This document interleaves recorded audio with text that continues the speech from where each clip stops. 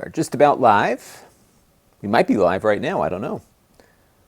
We are live. Okay, we're live on YouTube and we are live on Amazon.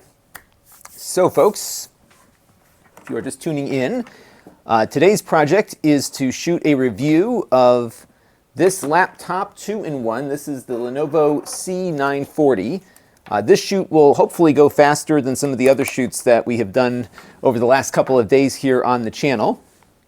So that will be more efficient. So what I will probably do, because we've shot all the game footage already as B-roll, I'll probably just show you a few games running on the laptop just so you can see what these new Intel chips are capable of. What's one of the really neat things about this new generation of Intel chips is that they've improved the Iris graphics, and now they're at a point where you can actually play games on these mid-range laptops. So that will be what we will explore a bit in this video. And what you're going to see as I'm recording it is that we're not showing a lot because we have all this B-roll footage done and we have charts that will come up in the edit. So this is one of the few instances where the reviews that I shoot have some editing to do. The PC reviews follow a very formulaic pattern that's been working on the channel for quite a while. So that is how we're going to do this one. But you'll get to see all of the different things that I do in the course of shooting a review. And I'll answer a couple of questions up front. Nathan Martin is here. B. Tabalba is here. Efrain Torres wants to know if this is fanless, and it is not. There are fans that run on this, and when you load your games up, they will be quite loud, but not bad actually compared to other laptops that are out there. So it's not offensive as far as the fan noise is concerned. All right, Oscar is here. JJ Robles is here. And I'm going to shoot the intro. We're going to get started. I want to get moving, and that way I'll have some more things to show you as we work our way through here. So let me kick off the opener here. We'll shoot the intro, and then we'll jump into all the features. And again, this will move quickly because hopefully, because a lot of it's shot already. The big things that will take up time will be showing the pen features and showing the Linux stuff, because we do have to get Linux booted up on here. But other than that, it should be pretty quick. Dr. Phoebe Rises is here. Oscar is here. Great, good crowd. All right, let's kick it off. This won't be another 4-hour marathon, I promise, but we might come back later today with some more stuff. 3, 2, 1. Hey everybody, it's Lon.TV, and we're taking a look today at the Lenovo C940 2-in-1. This is a laptop that can also fold itself into display mode or become a full-on tablet as well. Pretty flexible, and like most Lenovo devices, has a pretty nice hinge to do all of that work with. And we're going to be taking a closer look at this laptop in just a second. But I do want to let you know, in the interest of full disclosure, that this laptop is on loan from Lenovo. So when we're done with this, it goes back to them. All of the opinions you're about to hear are my own. Nobody is paying for this review, nor has anyone reviewed or approved what you're about to see before it was uploaded. But I will add that Lenovo has been a past sponsor here on the channel, but they are not sponsoring this video. All right, so technology here wants me to say his name. Let's see if I can do this here. Ahmad Shah Hazrati. Let me know how I did on that one. All right, let's take a look at this recording for the intro, and we'll see where we go. Thank you, JJ, on that review. Yeah, that was a tough one because, you know, this is, you'll see with this PC review, this is a very formulaic kind of thing for the PCs. But the other stuff is a little less formulaic, and those take a lot more time. So let's just play this back real quick. It was one thing that I didn't like the way it sounded as I was saying it. 3, 2, 1. Hey everybody, it's Lon.TV, and we're taking a look today at the Lenovo C940 2-in-1. This is a laptop that can also fold itself into display mode or become a full-on tablet as well. Pretty flexible, and like most Lenovo devices, has a pretty nice hinge to do all of that work with. And we're going to be taking a closer look at this laptop in just a second. But I do want to let you know, in the interest of full disclosure, that this laptop is on loan from Lenovo. So when we're done with this, it goes back to them. All of the opinions you're about to hear are my own. Nobody is paying for this review, nor has anyone reviewed or approved what you're about to see before it was uploaded. But I will add that Lenovo has been a past sponsor here on the channel, but they are not sponsoring this video.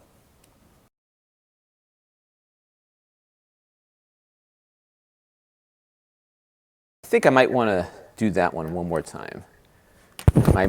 Oops, let me get my echo off here.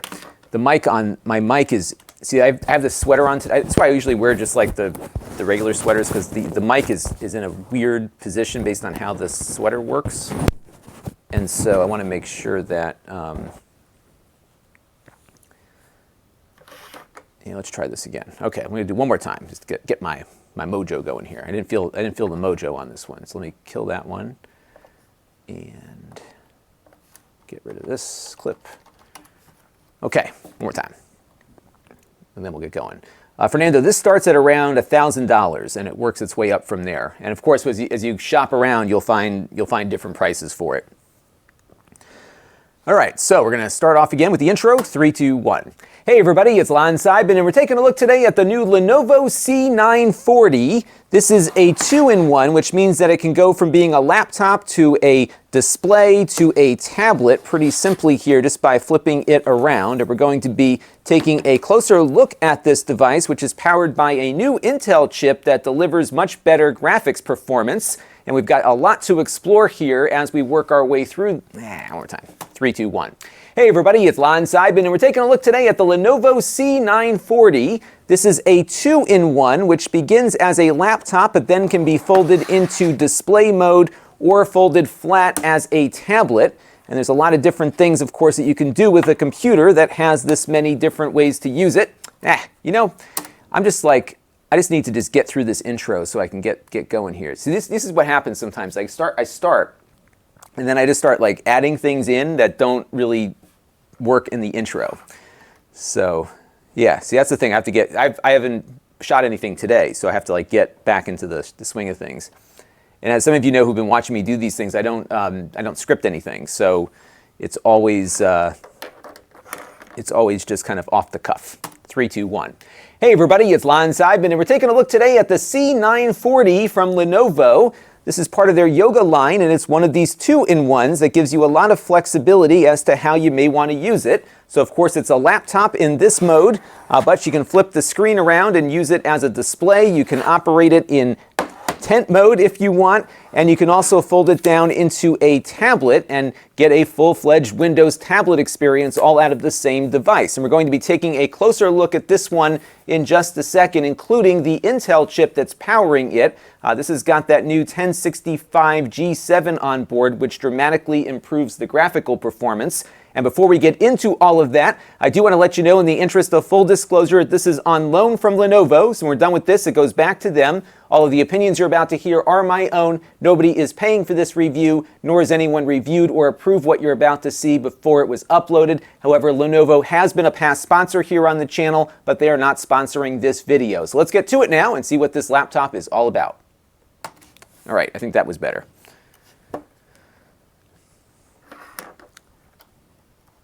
Yeah, JJ, I tend to like to do as many single cuts as I can just because it just makes it easier on the editing if I can get it right. So a lot of times what I'll do is as I'm shooting, if I feel like I had a good run, I just stop. So I know I've got something good, and then I pick it up on the next go around there. That's typically what I do with this stuff. All right, so let's play this back real quick and make sure I am satisfied. 3, 2, 1. Hey everybody, it's Lon.TV, and we're taking a look today at the C940 from Lenovo. This is part of their Yoga line, and it's one of these 2-in-1s that gives you a lot of flexibility as to how you may want to use it. So of course it's a laptop in this mode, but you can flip the screen around and use it as a display. You can operate it in tent mode if you want, and you can also fold it down into a tablet and get a full-fledged Windows tablet experience all out of the same device. And we're going to be taking a closer look at this one in just a second, including the Intel chip that's powering it. This has got that new 1065 G7 on board, which dramatically improves the graphical performance.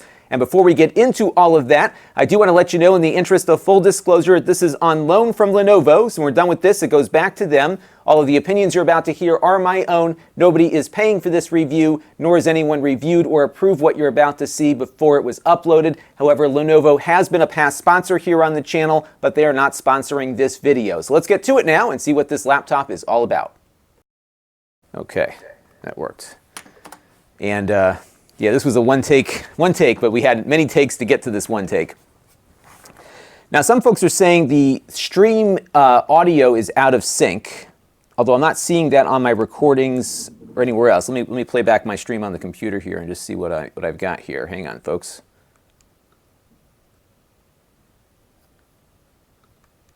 Stream on the computer here and just see what I've got here. Hang on, folks. Yeah, it looks like you can flip the screen around in the interest you're about to see before it was uploaded. However, Lenovo has been a past sponsor here on.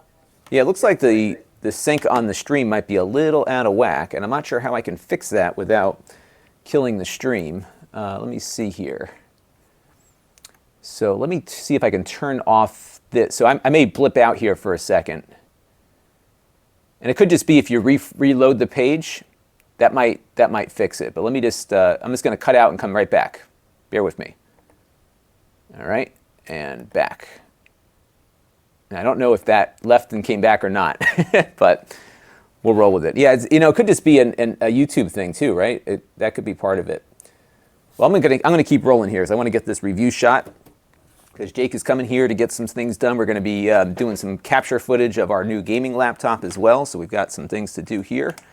So we're going to jump into the hardware overview now and move on from there. And all right. Yeah, it looks like, so yeah, this might be like a YouTube thing. So refresh and see if the sync is better. Because it wasn't good on mine either. So maybe it's just... see what's going there. Okay, everyone says it's fixed. Good. All right, so we're going to keep moving here. 3, 2, 1.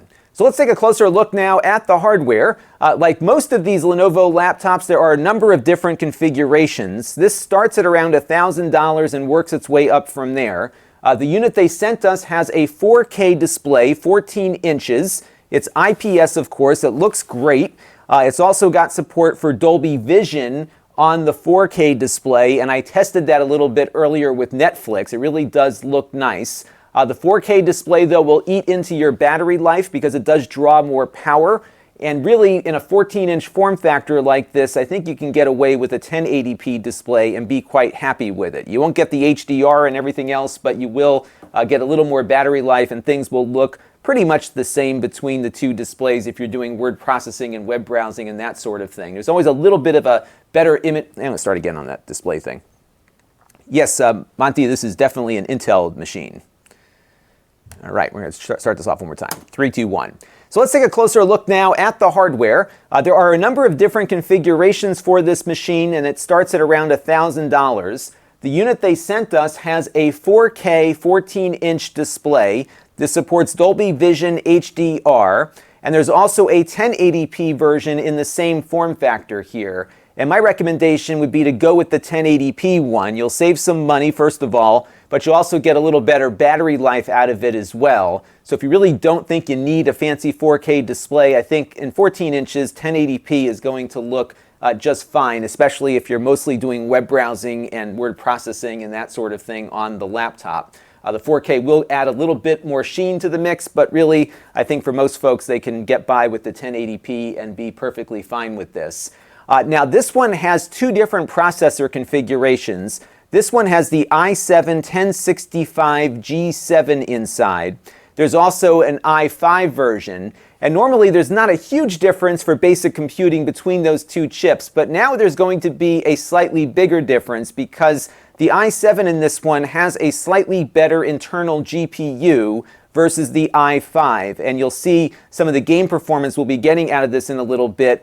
You won't get perhaps the same performance out of the i5 version, and the i7 isn't all that much more. So I would really go for that i7 again because it has slightly better graphics capabilities than what you'll get out of the i5, and that would be the one thing I would recommend upgrading a little bit further on. This model has 16 gigs of RAM installed. There's an 8 gigabyte option as well, and all of the RAM is soldered on, so you can't upgrade that later. You can upgrade the storage. It's got an NVMe SSD inside that you can get at by taking the laptop apart. This one came with a 1 terabyte SSD. Weight on this one is about 3 pounds or 1.35 kilograms. So not all that heavy. It's got a nice premium build to it. It's all metal. The hinge feels really nice on the device. Really high quality here, and we've been seeing a lot of these high quality mid-range laptops out of Lenovo lately, and this one is no exception. The hinge is actually a sound bar. It's an Atmos sound bar. It's got 4 speakers built into it. And as a result of that, when you're watching things on Netflix and other video sites, you do hear dialogue a little bit better. Things are crisper and cleaner. Really nice stereo separation to it as well. You're not going to get a lot of bassy, booming sound coming out of this thing, but you will get at least a good, clear sound out of it. So if you want something bassier, I would say connect a pair of headphones up to it to get that audio experience. You've got a webcam at the top here, nothing crazy, just a 720p webcam. But like most of the modern Lenovo devices, they do have a manual shutter that you can now put on so that the camera is blocked without having to put tape at the top of your screen. And that's pretty easy to turn on and off just by flicking the little plastic shutter back and forth there. So that was a nice feature that they put into these newer devices. The keyboard and trackpad on this are very nice. This follows the same Lenovo Yoga keyboard design we've seen on many other laptops that they've manufactured. Nice deep key travel to this. Really nice to type on. It's backlit as well. The trackpad is also nice, just like other Lenovo devices. Has very good responses to it. It is a click pad and really feels quite premium and very comfortable to use. Now for ports on this one, we've got a USB 3.1 port here. This is a Gen 2 port, so you can get that faster 10 gigabit per second speed. You also have 2 Thunderbolt 3 USB-C connectors here.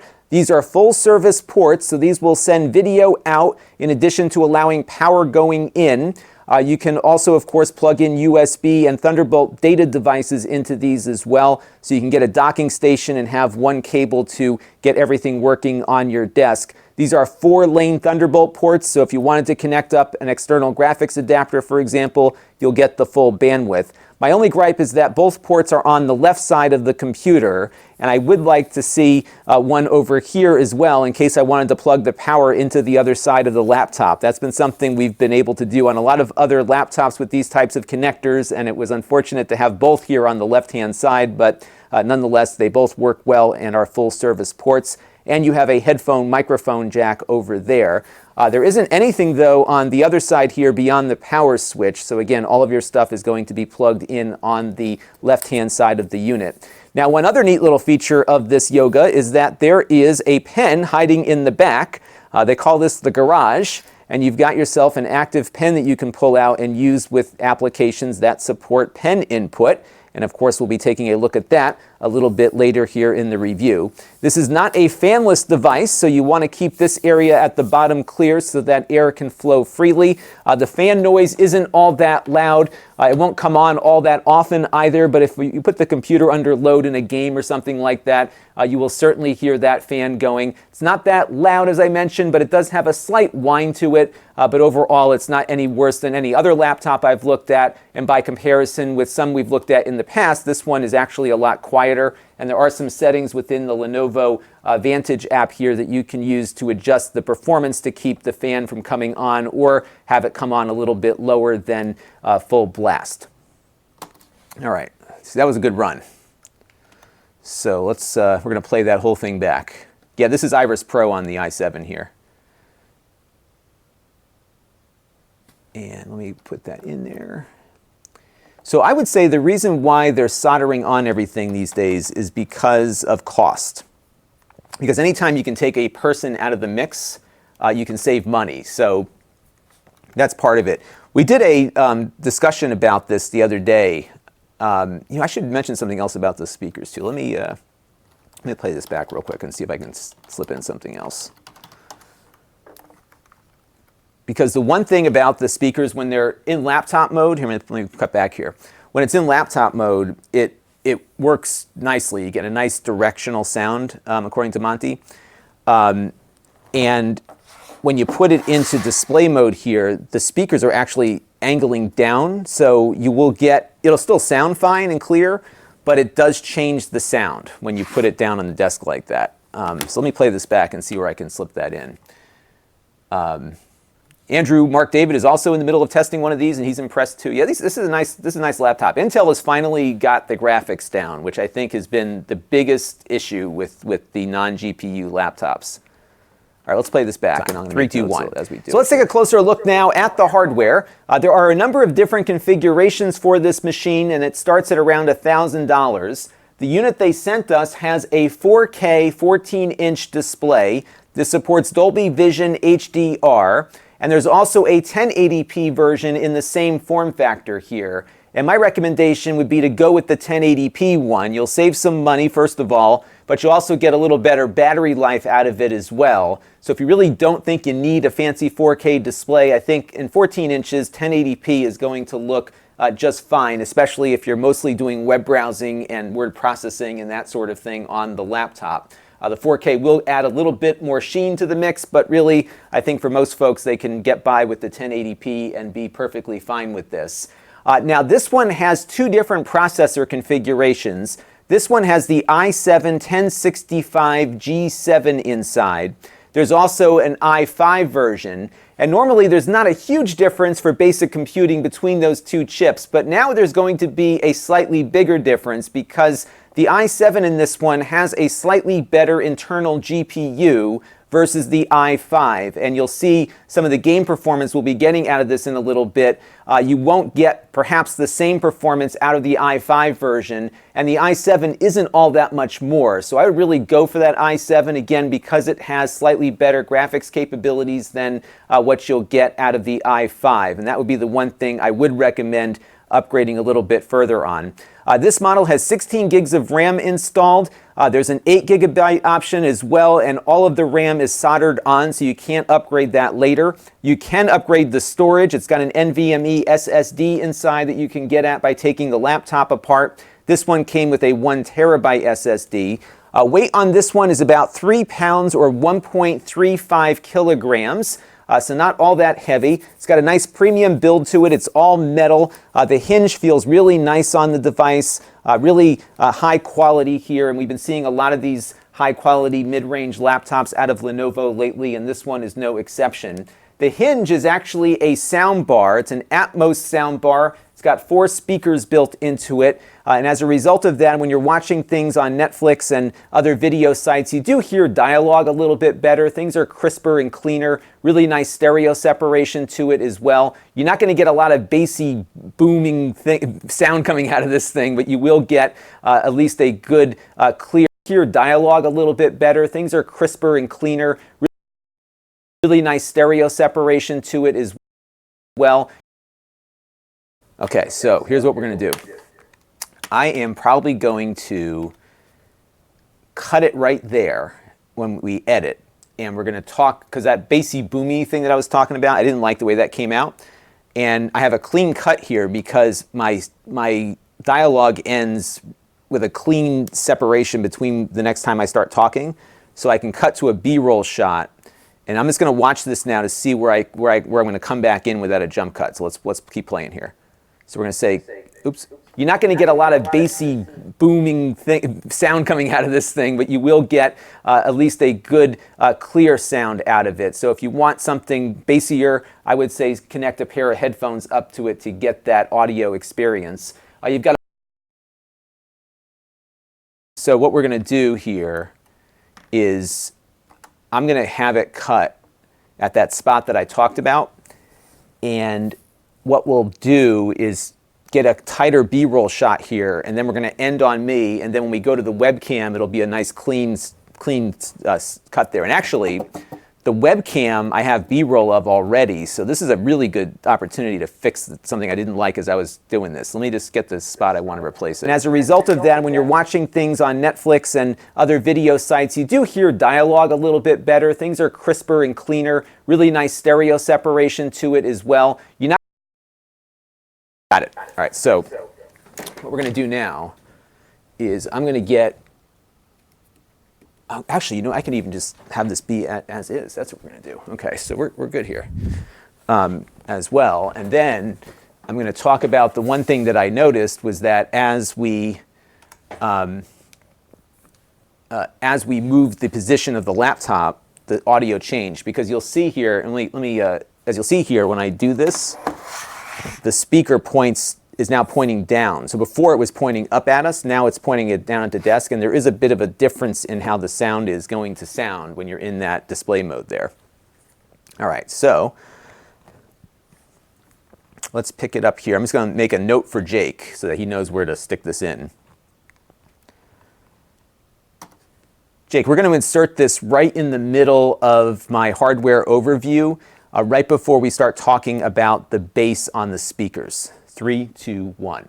Now, one thing, though, that I noticed about this is that when you switch the laptop into its display mode here, the speaker goes from pointing directly at you to pointing down at the surface of whatever it is resting on. And I did notice the sound changing a bit, of course, because the speakers are pointed in a different direction, and depending on what surface the laptop is resting on will essentially determine how it sounds. So I did find it sounded a little bit better and more consistent when I had it out as a laptop, and it changed a bit when I changed the mode of the computer when playing back a movie. Another thing to keep in mind is that the sound is very clear and crisp, but the bass is not all that. Let me try.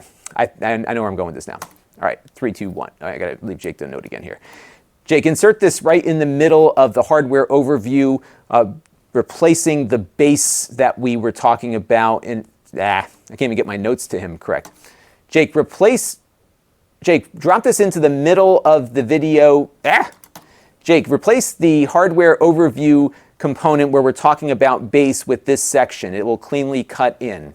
And we can use the B-roll on the shutter after this. 3, 2, 1. 3, 2, 1.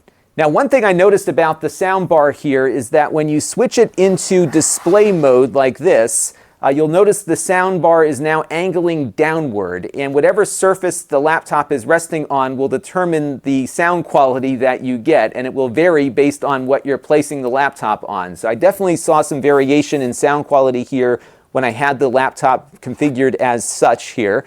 I'm not liking that. 3, 2, I'm just going to leave him a note to do it on paper so I don't have to keep doing this. 3, 2, 1. Now, one thing I noticed about the laptop sound bar here is that 3, 2, 1.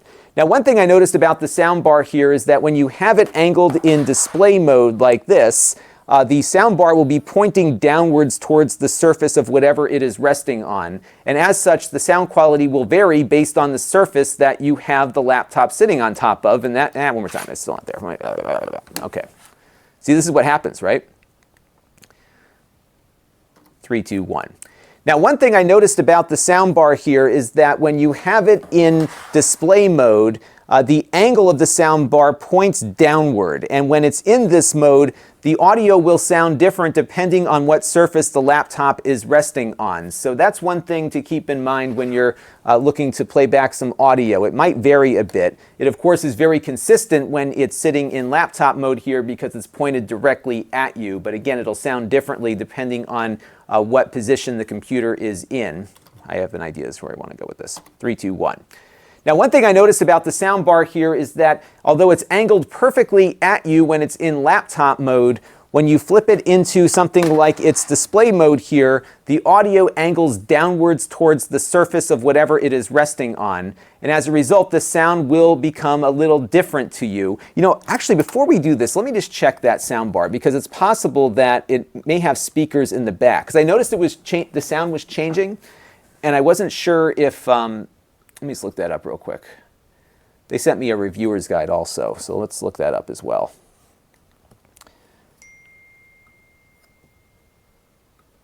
And bear with me, folks, here.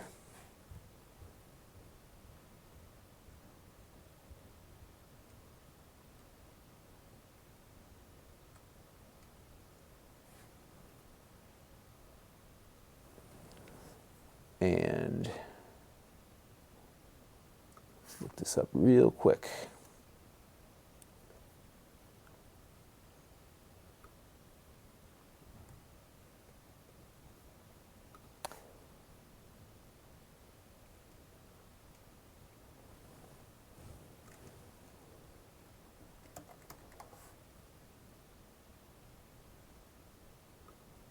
All right, so let's just take a look and see if we can figure out what the soundbar situation is on this. Because it could be that the soundbar, let's see, let's go to the,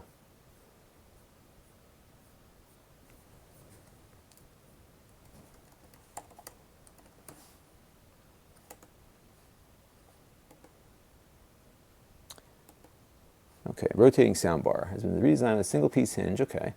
Interesting, requires 2 sets of speakers, powerful down-firing speakers underneath the device, and custom tweeters with unique vibration buffers that reduce and want to. Okay, so yeah, so I guess so I'm just trying to figure out what happens when you put it into this mode. So if this is in laptop mode, the hinge has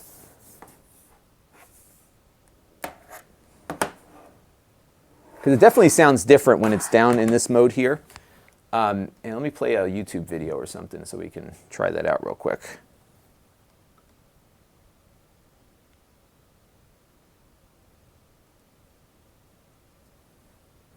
So let's pull up YouTube real quick here.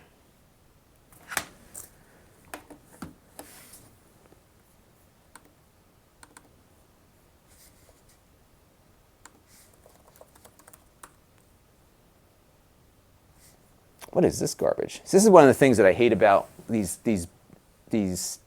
pieces of software that are baked in. So here we've got this McAfee bar loaded up here in Chrome, which I did not want. But because McAfee's installed on here, that's what happens. All right. Yeah, those prices are good for today. So here's the sound. There's a lot of flexibility here. We can work something Yeah, out. so it is firing downwards, definitely. Price down a couple thousand. I could talk to them. You know what? I think I'm good. Yeah. Okay. Okay. Free yourself from the. All right, I know what I'm going to talk about now. We're good. Okay. Here we go. We're going to get this going. All right, Brian Parker is here. Spuds is here. Monty is here, as we mentioned before, and Hot Sauce and Video Games is here too. Got a couple of our members in there. You get a nice little thing on your name there when you're joining the chat. 3, 2, 1. 3, 2, 1. But one thing to note about the soundbar is that when you have it in display mode here, it's going to angle a lot of the sound downward, and as such, it will sound different depending on what surface the laptop is resting on. That was the only real issue that I noticed with the soundbar. Otherwise, it sounds great. It just sounds better when it's in laptop mode because those speakers are directly firing at you. It also has some other speakers. You know, I just got to check one more thing on this. Sorry, folks. I just want to get the full rundown of the... It's got downward firing woofers underneath the device and custom tweeters with unique vibration buffers. Okay, so there's no subwoofer. Okay. 3, 2, 1. But one thing I noticed about the soundbar is that it sounds great when it's in laptop mode here because its speakers are angled directly at you. But when you put it into display mode like this, you'll notice here the soundbar is pointing downwards, and as such, the sound will vary based upon the surface that the laptop here is resting on. So I did find it better and clearer in laptop mode than I found it in that display mode there, so just keep that in mind. It's not all that bassy either. It does have a couple of woofers on board to give a little bit more punch to the audio, but you're not going to get a booming subwoofer home theater experience out of this, of course. And you might want to just plug in some headphones there on the side if you really want to get a bassier sound. But overall, the sound quality on this is quite good. All right, that's perfect. And now we're going to call this one 501A.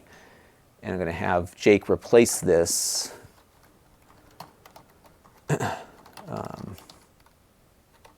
Soundbar quality. And to the middle of the hardware overview. Replacing bass discussion. Big note there. And of course, it didn't take the file name. Hang on a second, folks. 501A, soundbar.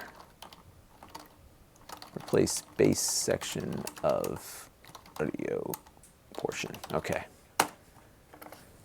All right, perfect.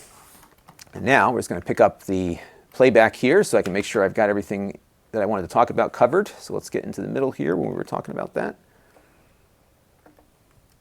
Into it, and as a result of that, when you're watching things on Netflix and other video sites, you do hear dialogue a little bit better. Things are crisper and cleaner. Really nice stereo separation to it as well. You're not going to get a lot of bassy, booming sound coming out of this thing, but you will get at least a good, clear sound out of it. So if you want something. Cam at the top here, nothing crazy, just a 720p webcam, but like most of the modern Lenovo devices, they do have a manual shutter that you can now put on so that the camera is blocked without having to put tape at the top of your screen. And that's pretty easy to turn on and off just by flicking the little plastic shutter back and forth there. So that was a nice feature that they put into these newer devices. The keyboard and trackpad on this are very nice. This follows the same Lenovo Yoga keyboard design we've seen on many other laptops that they've manufactured. Nice deep key travel to this. Really nice to type on. It's backlit as well. The trackpad is also nice, just like other Lenovo devices. Has very good responses to it. It is a click pad and really feels quite premium and very comfortable to use. Now for ports on this one, we've got a USB 3.1 port here. This is a Gen 2 port, so you can get that faster 10 gigabit per second speed. You also have two Thunderbolt 3 USB-C connectors here. These are full service ports, so these will send video out in addition to allowing power going in. You can also, of course, plug in USB and Thunderbolt data devices into these as well, so you can get a docking station and have one cable to get everything working on your desk. These are 4-lane Thunderbolt ports, so if you wanted to connect up an external graphics adapter, for example, you'll get the full bandwidth. My only gripe is that both ports are on the left side of the computer, and I would like to see one over here as well in case I wanted to plug the power into the other side of the laptop. That's been something we've been able to do on a lot of other laptops with these types of connectors, and it was unfortunate to have both here on the left-hand side, but nonetheless, they both work well and are full service ports. And you have a headphone microphone jack over there. There isn't anything, though, on the other side here beyond the power switch. So again, all of your stuff is going to be plugged in on the left-hand side of the unit. Now, one other neat little feature of this Yoga is that there is a pen hiding in the back. They call this the garage. And you've got yourself an active pen that you can pull out and use with applications that support pen input. And of course, we'll be taking a look at that a little bit later here in the review. This is not a fanless device, so you want to keep this area at the bottom clear so that air can flow freely. The fan noise isn't all that loud. It won't come on all that often either, but if you put the computer under load in a game or something like that, you will certainly hear that fan going. It's not that loud, as I mentioned, but it does have a slight whine to it. But overall, it's not any worse than any other laptop I've looked at. And by comparison with some we've looked at in the past, this one is actually a lot quieter. And there are some settings within the Lenovo Vantage app here that you can use to adjust the performance to keep the fan from coming on or have it come on a little bit lower than full blast. Okay, so next up, battery life. And I want to just check one item on that real quick. And then we're going to get into that. So just wanted to check my notes on something with the battery life there. And we'll see where we go from there. And oh, Spuds, welcome as a member to the channel. We're getting a lot of folks with the icons now. Star Trekker joined us a little bit. Andrew Mark David, would have been nice to have the Thunderbolt 3 ports, one on each side. Exactly, I agree. That's one thing I like about my MacBook Pro is I've got them on both sides and I can just plug stuff in. So that's for sure. Rebel James just lost his 15-inch Retina MacBook Pro. And he got an Asus 434 Flip. The thing is darn nice. Never thought I would like a 2-in-1, but I think there's something about the flexibility of having the screen move around. And of course, you've got all the touch stuff going too.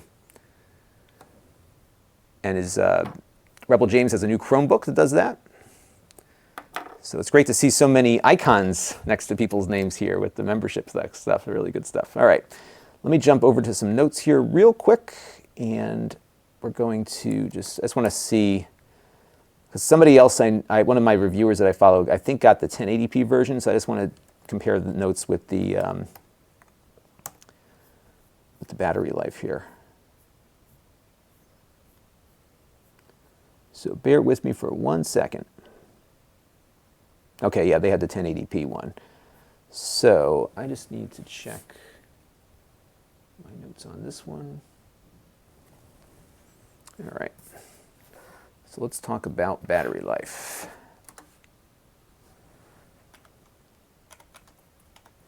I think right now my brightness is all the way up,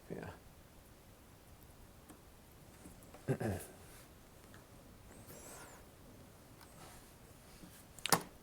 3, 2, 1. Now, battery life on this one will vary again based on the display that you choose. So the 1080p version, you'll see probably about 7 to 8 hours if you have the screen on the highest brightness setting, and then you might get well over 10 to 12 hours on it with the display dimmed down a bit. This 4K version will probably come in less than that. So with the display on full brightness, you're probably looking at maybe 6 or 7 hours of usage, and that's minimal usage. Less, of course, if you start stressing the processor. Again, though, if you turn the brightness down, you can squeeze a little bit more out of it. But again, there is a battery penalty usually with these 4K bright displays. And if battery life is important to you, I would look at the 1080p version instead. All right, so this is going to be 502. All right, 502. I just want to make sure that makes sense because it's confusing when we're talking about a lot of different sets of numbers without a graphic. So let's take a look at how that came together here. 3, 2, 1. Now, battery life on this one will vary again based on the display that you choose. So the 1080p version, you'll see probably about 7 to 8 hours if you have the screen on the highest brightness setting, and then you might get well over 10 to 12 hours on it with the display dimmed down a bit. This 4K version will probably come in less than that. So with the display on full brightness, you're probably looking at maybe 6 or 7 hours of usage, and that's minimal usage. Less, of course, if you start stressing the processor. Again, though, if you turn the brightness down, you can squeeze a little bit more out of it. But again, there is a battery penalty usually with these 4K bright displays. And if battery life is important to you, I would look at the 1080p version instead.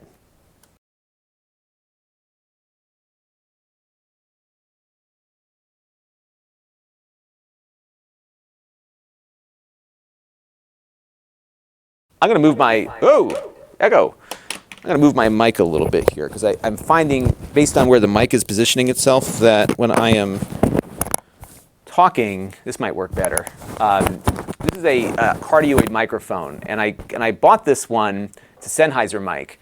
And I bought this because I have a room with some fan noise going on, so I have an air handler down there that blows, and I've got the TriCaster over there. And I wanted something that could kind of filter out some of that noise that I really can't avoid right now. So I went with this mic. The problem is that if I am talking over here, you can hear a very big variation in the sound as I'm talking. So I'm going to kind of just position this so it's a little bit better. So I think that'll work. All right, so we just did battery life, and we ended on me. So we're going to pick up now on our next shot here. So we've talked about the keyboard, the trackpad, and I think we're ready to move on to performance now. It looks like I got everything covered there. So let's take a look at Chrome. And what I'm going to do is just like load up the NASA website here real quick. And you know what I'm going to do? I'm going to reboot because we've got some. So the other thing is the video scaling on Windows is still a pain in the you-know-what.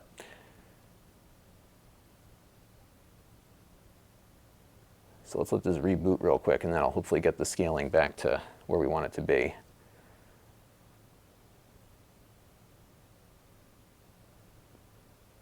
It's amazing when you have these NVMEs in these computers how fast they boot up. Just like most of the time it's like that. This one's going a little bit slower now, of course. There we go. And James C. is joining us on the Amazon chat. And it looks like he's watching this Amazon thing through Facebook too, so welcome. Yeah, we can get out to a lot of different places. We actually tried doing Twitch the other day too, which I'll probably do more of. I just don't have a very big following on there. All right, let's just go to Google here real quick. I don't know why it's defaulting with Bing here either. But see, like the scaling, what is this? Like I didn't set it to that. You know what I mean? Crazy. All right. That's a Bing. It might be a Bing thing, actually. All right, so let's just get the website queued up here. Okay. So now we're going to move on to performance. And this will be when things really start moving quick.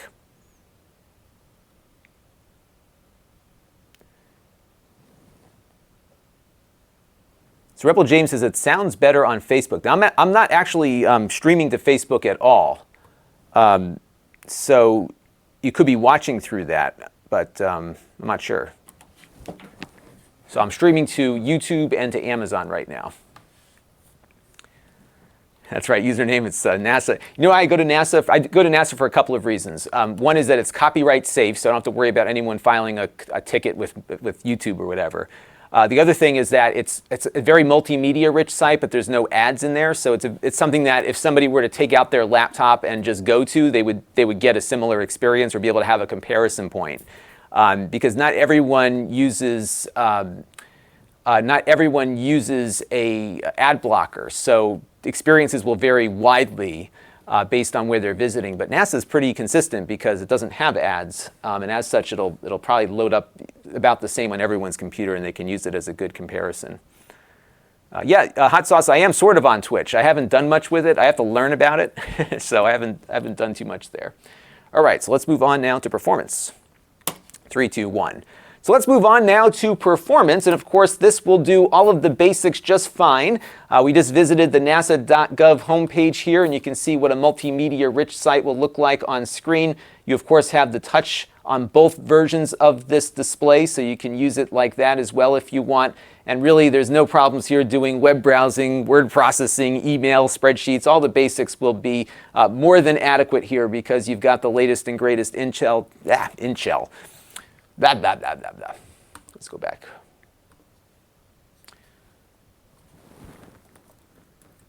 And go back to Google real quick.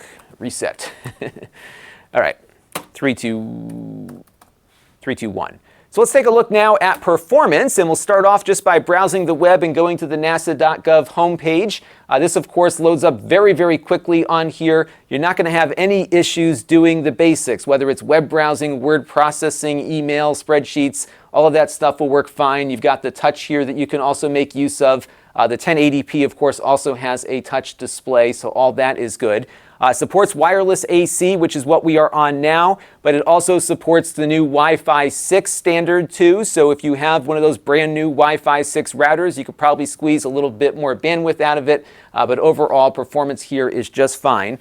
We did earlier test out YouTube with one of my 1080p 60 videos. Those played back just fine as well. No drop frames, no issues to report there. So I think any kind of video watching you're doing, whether on YouTube, Twitch, or Netflix, or any of the other video streaming sites that are out there, you should have a very good and consistent experience.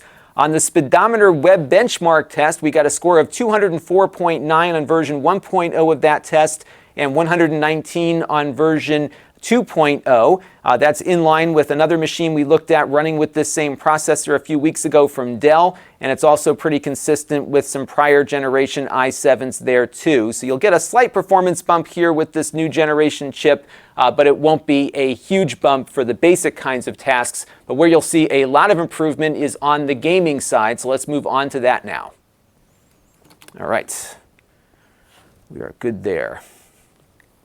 And it's got to check a message here from a friend of mine. So on Friday, I am having a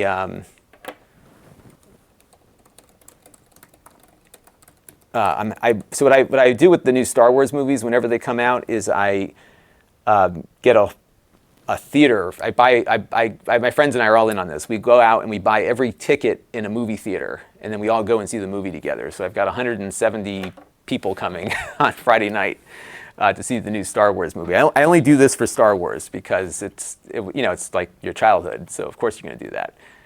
And I'm nervous about this movie because I'm hoping that I think that the problem that Disney has with this series is that they were not sure of themselves, and I think they made some mistakes in that they didn't have a consistent writer-director for all 3 movies. And say what you want about the Lucas prequels or the mainline series, like you had a consistent leader of those films and there was a consistency to the story. And I'm really nervous that they're going to try to bow to fan pressure and try to change or explain away things that were done in the second film in the series. And that's what I'm most worried about with it. So we'll see what happens there. So 503, this is web browsing performance. Okay. And then I guess what I'll do, because I segued into the gaming, is I'm going to talk about gaming. You're going to see some games when I'm done with the shoot. We'll load up one so you can see what it looks like. But we're going to do that as B-roll. And then we'll talk about the benchmarks. And then we'll move on to the pen, because I did kind of allude to gaming. So we'll do the gaming, we'll do the benchmarks on the gaming, and then we'll come back and do the pens. I think that's how we'll do it.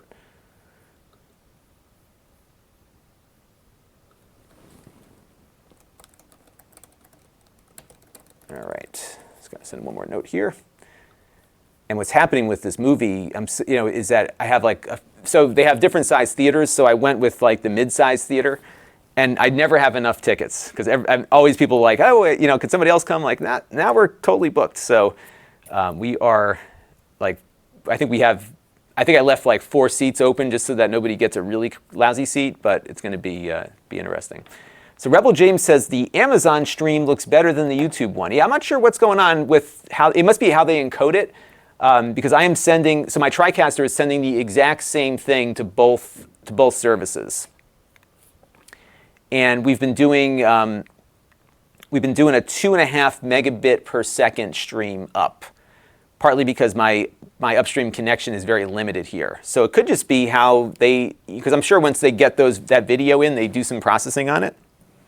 So that could be what's going on. And perhaps because YouTube operates at such a higher scale, insofar as how many inbound streams that they get all the time, Amazon doesn't have as many to deal with, so they can probably make it look a little better.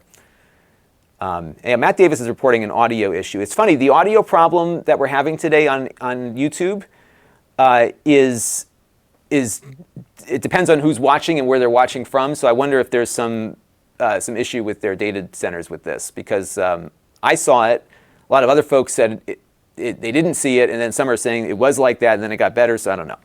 All right, so now we're going to talk about gaming. So we're going to take a look at the notes here. So our workflow here with this is that typically with the games, Jake will run the games and get some frame rates for us, and then we kind of take it up from there.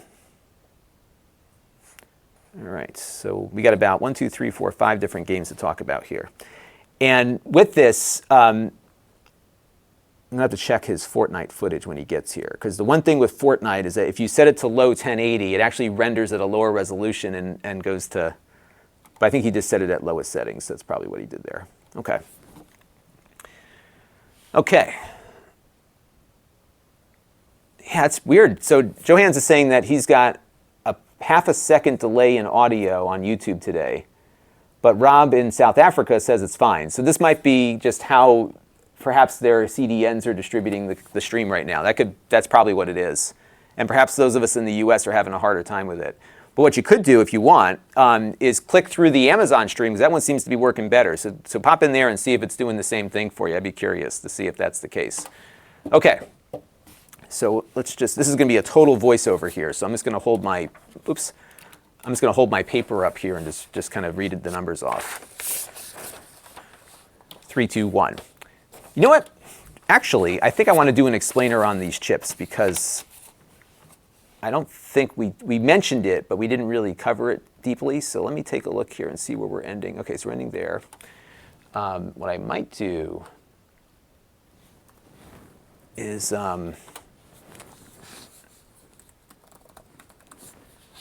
what I might do with this is pull up like a graphic demo or something. So let me plug in the cable so that people can see something running. I'm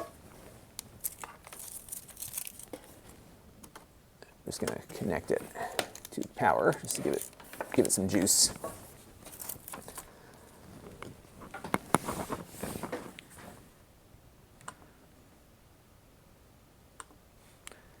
It's amazing how many laptops we look at here. So you know what I might do is I might just grab one of the other demos that we don't usually look at.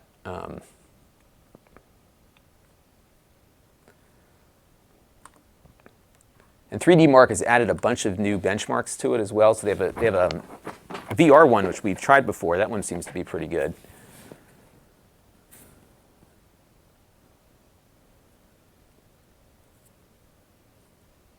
So I'm not going to run time spy because it's going to run really, really lousy on this. So let's take a look at some of the other ones. Maybe I'll just run, I used to have one that was, Skydive.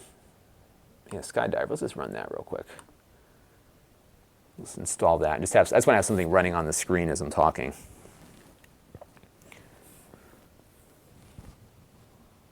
We'll turn the sound off.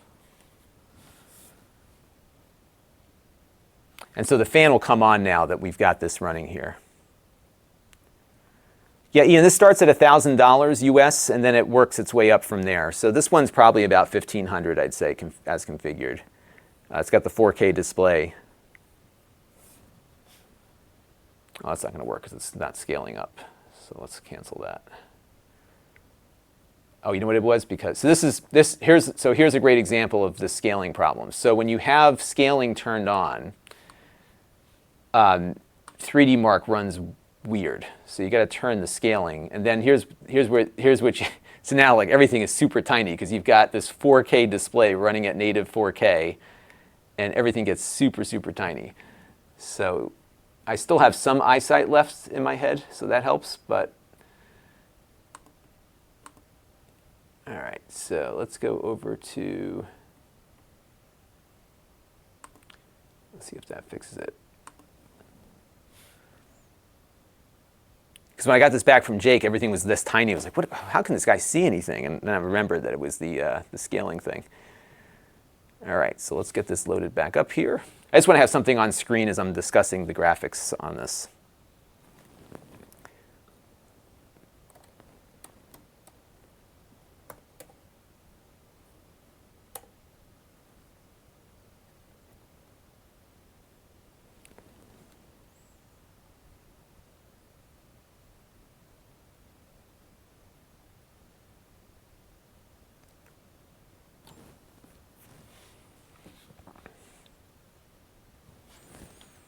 All right, almost there. Once it's loaded, we'll start talking.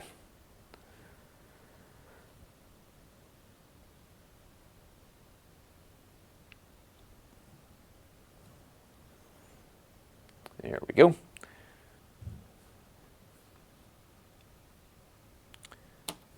Three, two, one.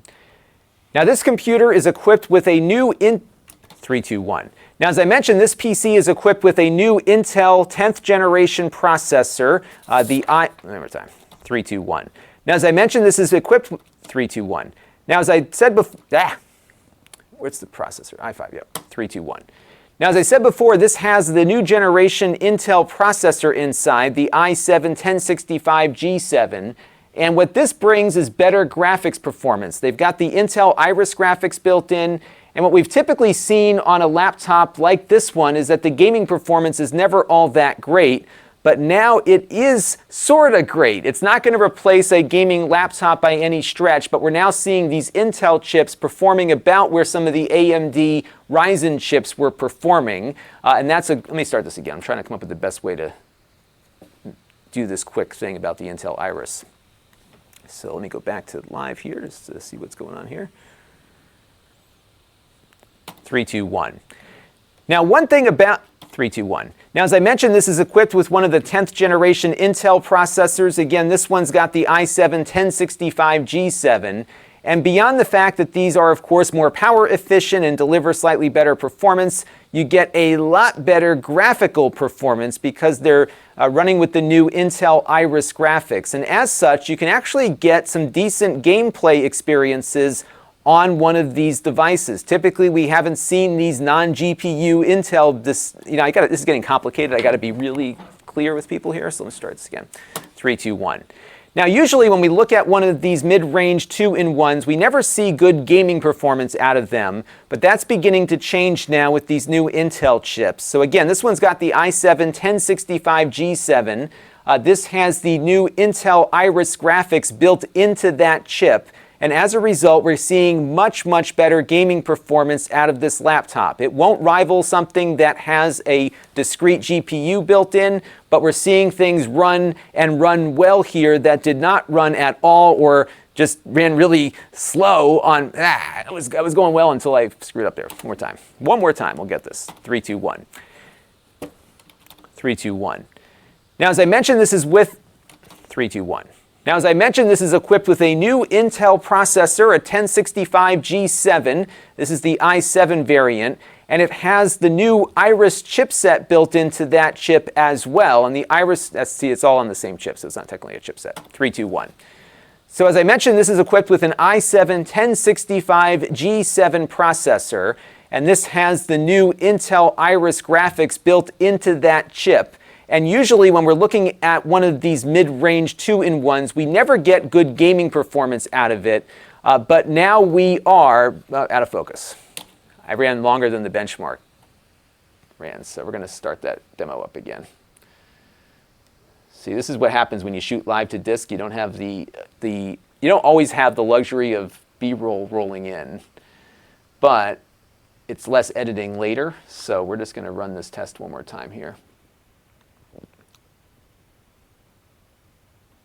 And I might do the cloud gate because I think that one's going to look better on screen. So let's just run that one instead. All right, one more time. This is the i7. Yeah, I don't know if the new i9s for the laptops are available yet, because I haven't seen any being offered to me yet to review.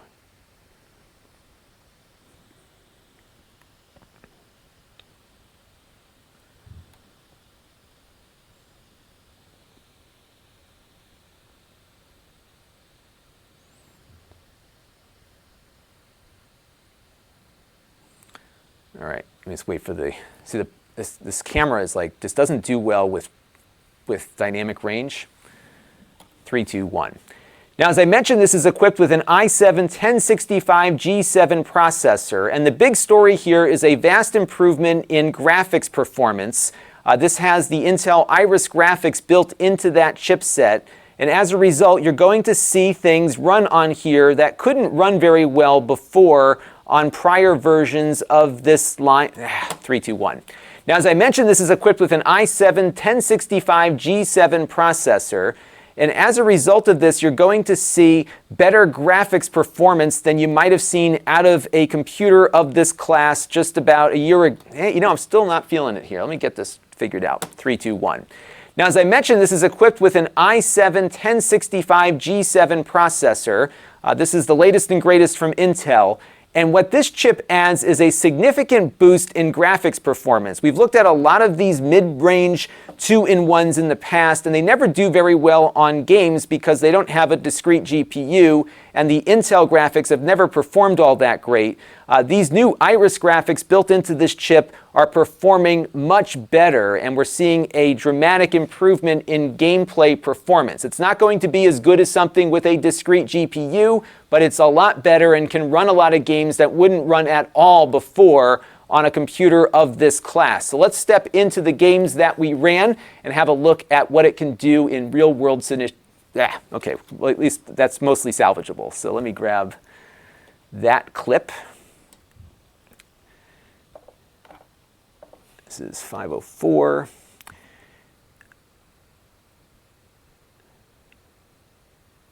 Yeah, so cool. So everyone's having the audio sync issue. It's varied based on where you're located. It's a YouTube CDN problem. So if you jump over to the Amazon thing, it seems to be working better there. Or if you refresh. All right, so we'll say gaming part 1. And let's play this back. 3, 2, 1. Now, as I mentioned, this is equipped with an i7 1065 G7 processor. This is the latest and greatest from Intel. And what this chip adds is a significant boost in graphics performance. We've looked at a lot of these mid-range 2-in-1s in the past, and they never do very well on games because they don't have a discrete GPU, and the Intel graphics have never performed all that great. These new Iris graphics built into this chip are performing much better, and we're seeing a dramatic improvement in gameplay performance. It's not going to be as good as something with a discrete GPU, but it's a lot better and can run a lot of games that wouldn't run at all before on a computer of this class. So let's step into the games that we ran and have a look at what it can do in real-world scenarios. Or on a computer of this class. So let's step into the games that we ran. All right. Into the games that we ran and computer of this class. So okay, so we're going to cut it at games that we ran. Hello, Spike.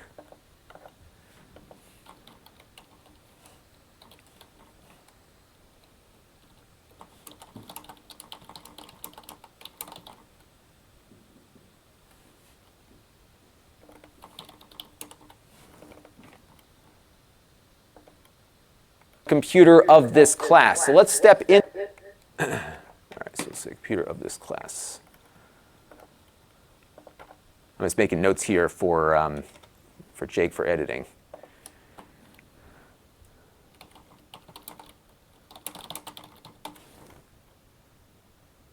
Okay. All right. So now we're going to switch to B-roll. Yeah, the freezing is just because I'm playing back clips here. That's why you're seeing the freezing.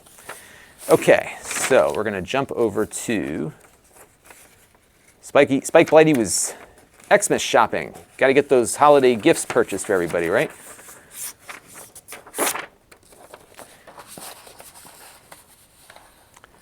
All right, so we're going to start off with the gaming stuff, and we'll kind of roll on from there. 3, 2, 1. So we'll begin with Fortnite, and there we were getting a frame rate between 40 and 80 frames per second when set to low settings at 1080p. That's a game, of course, you can do a lot of adjustments to, so I'm sure you could tweak it and get the frame rate that you're after, but I would say 60 frames per second experience is probably doable with the right settings. Rocket League at 1080p, low settings, we were getting between 50 and 70 frames per second, very playable there. We also ran The Witcher 3, which is probably one of the more demanding games that we test. There we were seeing frame rates between 20 and 30 frames per second. Again, low quality 1080p. Doom was running about 20 to 30 frames per second, also at 1080p, low quality. All right, I think what I'm going to do, I thought he had ran GTA 5, but it doesn't look like he did. Okay, everyone who's having lip sync issues, I can't do anything about it. It's just something with YouTube, so I don't know what's going on. I mean, I could try to stop the stream real quick and reload it. The problem, though, is that I might lose the Amazon thing in the process. So let me do a quick cut and restart and see if that does anything different here. Hang on, folks. Be right back. So I just cycled it, and it might kill my Amazon stream in the process, but we'll see. All right, let's get this zoomed in here. We're going to do a quick GTA load because I thought he had tested that but didn't.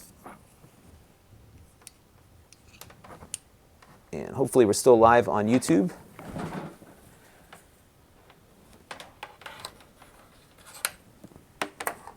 And it looks like someone says it's working better now on Android, so that may have done it.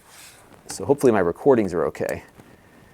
All right, so now what I'm doing, if you are on the Amazon feed, you can see what I'm referring to here. So I'm plugging in our little game drive here. This is a PNY drive that I got a while ago from PNY. It's a little solid-state drive, but it's pretty quick. And what we do is we load all of our Steam games on here so we don't have to keep reinstalling stuff and downloading. So that is what we've been doing there. Okay, it looks like everyone is good to go there. Scott was asking about the Starliner launch today. Is that something SpaceX? Oh, that's the Boeing one, right? Yeah, I'll probably tune into that. It's funny because Boeing has had a hard time getting the attention that SpaceX has been able to get for what they've been working on. My only concern with the Starliner is cost. So if you're not familiar with what's going on with commercial spaceflight, what's happening is that there are two selected providers of manned flights to the space station.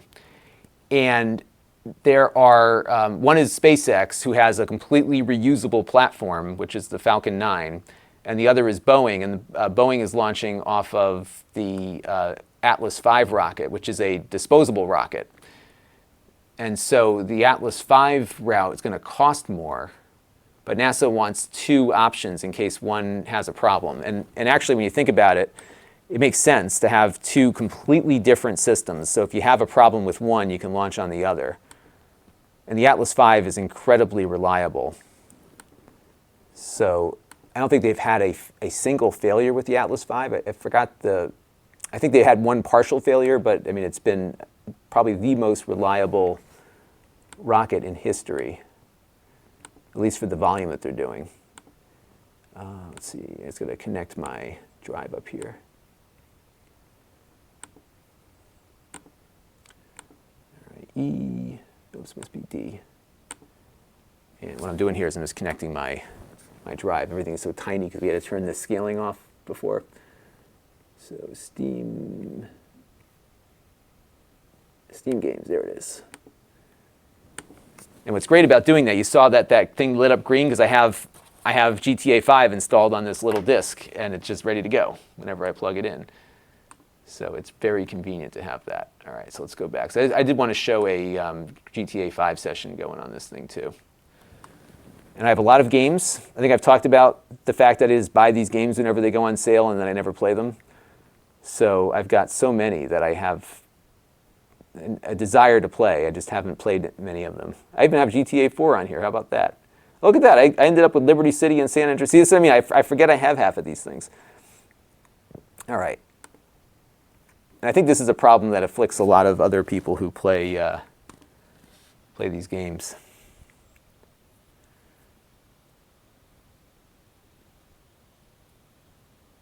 So Spiky Blighty is so he can watch in the UK even though okay, so good, it works worldwide on the Amazon thing. Yes, right now I guess it's only on the Amazon US channel. All right, so let's just load up here.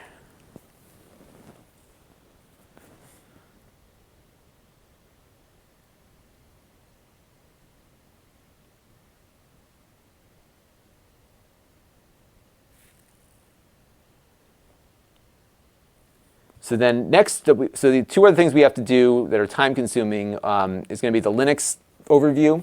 And we had a pretty big discussion about Linux on the channel because the question is, how do you test Linux? And I was reluctant to have to reinstall Linux every time we go to run it because it could be quite a consuming thing. So what I've been doing is what's called a live boot. And that seems to work better. In the sense that I don't have to reinstall Linux completely or install it completely. And there was some discussion as to whether or not that is the best way to do it. And we had a good talk about this with some folks that had a little bit more knowledge on the topic than I did. And really what I set out to do with Linux testing is we want to make sure that it's compatible more so than trying to measure its performance. So what I want to know is, does it detect the display? Does it work with the Wi-Fi? Is the sound working? And if all of that stuff is there, then I'm good to say that it's Linux compatible, because I would imagine the same hardware detection happens with an install versus a live boot. But folks are correct in saying that it'll perform differently on a regular install. That's for sure. Oh, looks like I hit the play game. Okay, so let's hit play game. Load that up. And I need to also connect a game controller, which I did not do. And yeah, so here's where you get the limitation of USB ports, right, everybody? So the good thing, though, is that I have a little hub here, so it does power delivery. So we're going to plug, I don't need that. That's right, we have a full-size USB port on here, too, so we're good. Let's plug that back in, and then we'll plug in the game controller onto the USB port, and we're good. There we go. Okay.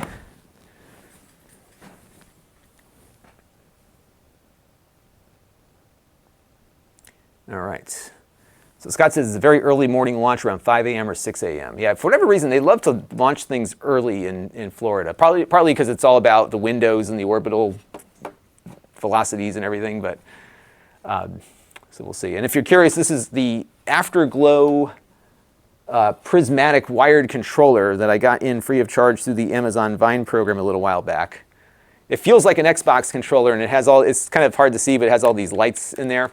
And they've got a few configurable things down here at the bottom for different controls and stuff. What I'm going to do real quick is just go into settings here and set the display to where we want it to be, because we're not going to go for the Gusto here. So I do want to put it up to DirectX 11.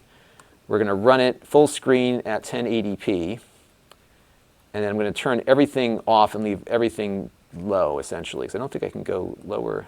Yes, it's very high, normal, high. Okay.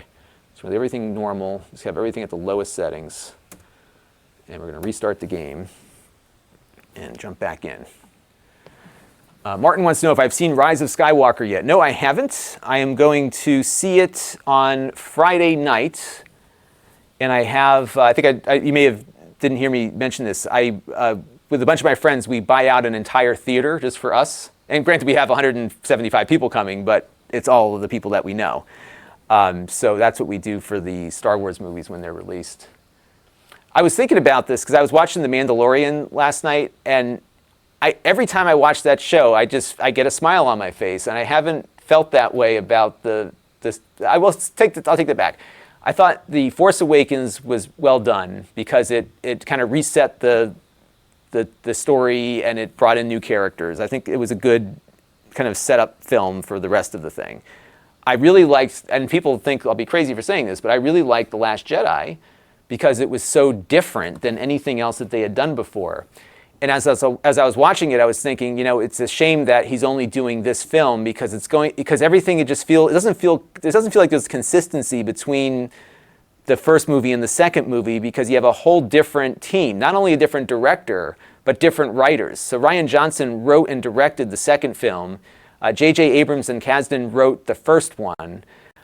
So there's like no consistent linkage between one film and the other.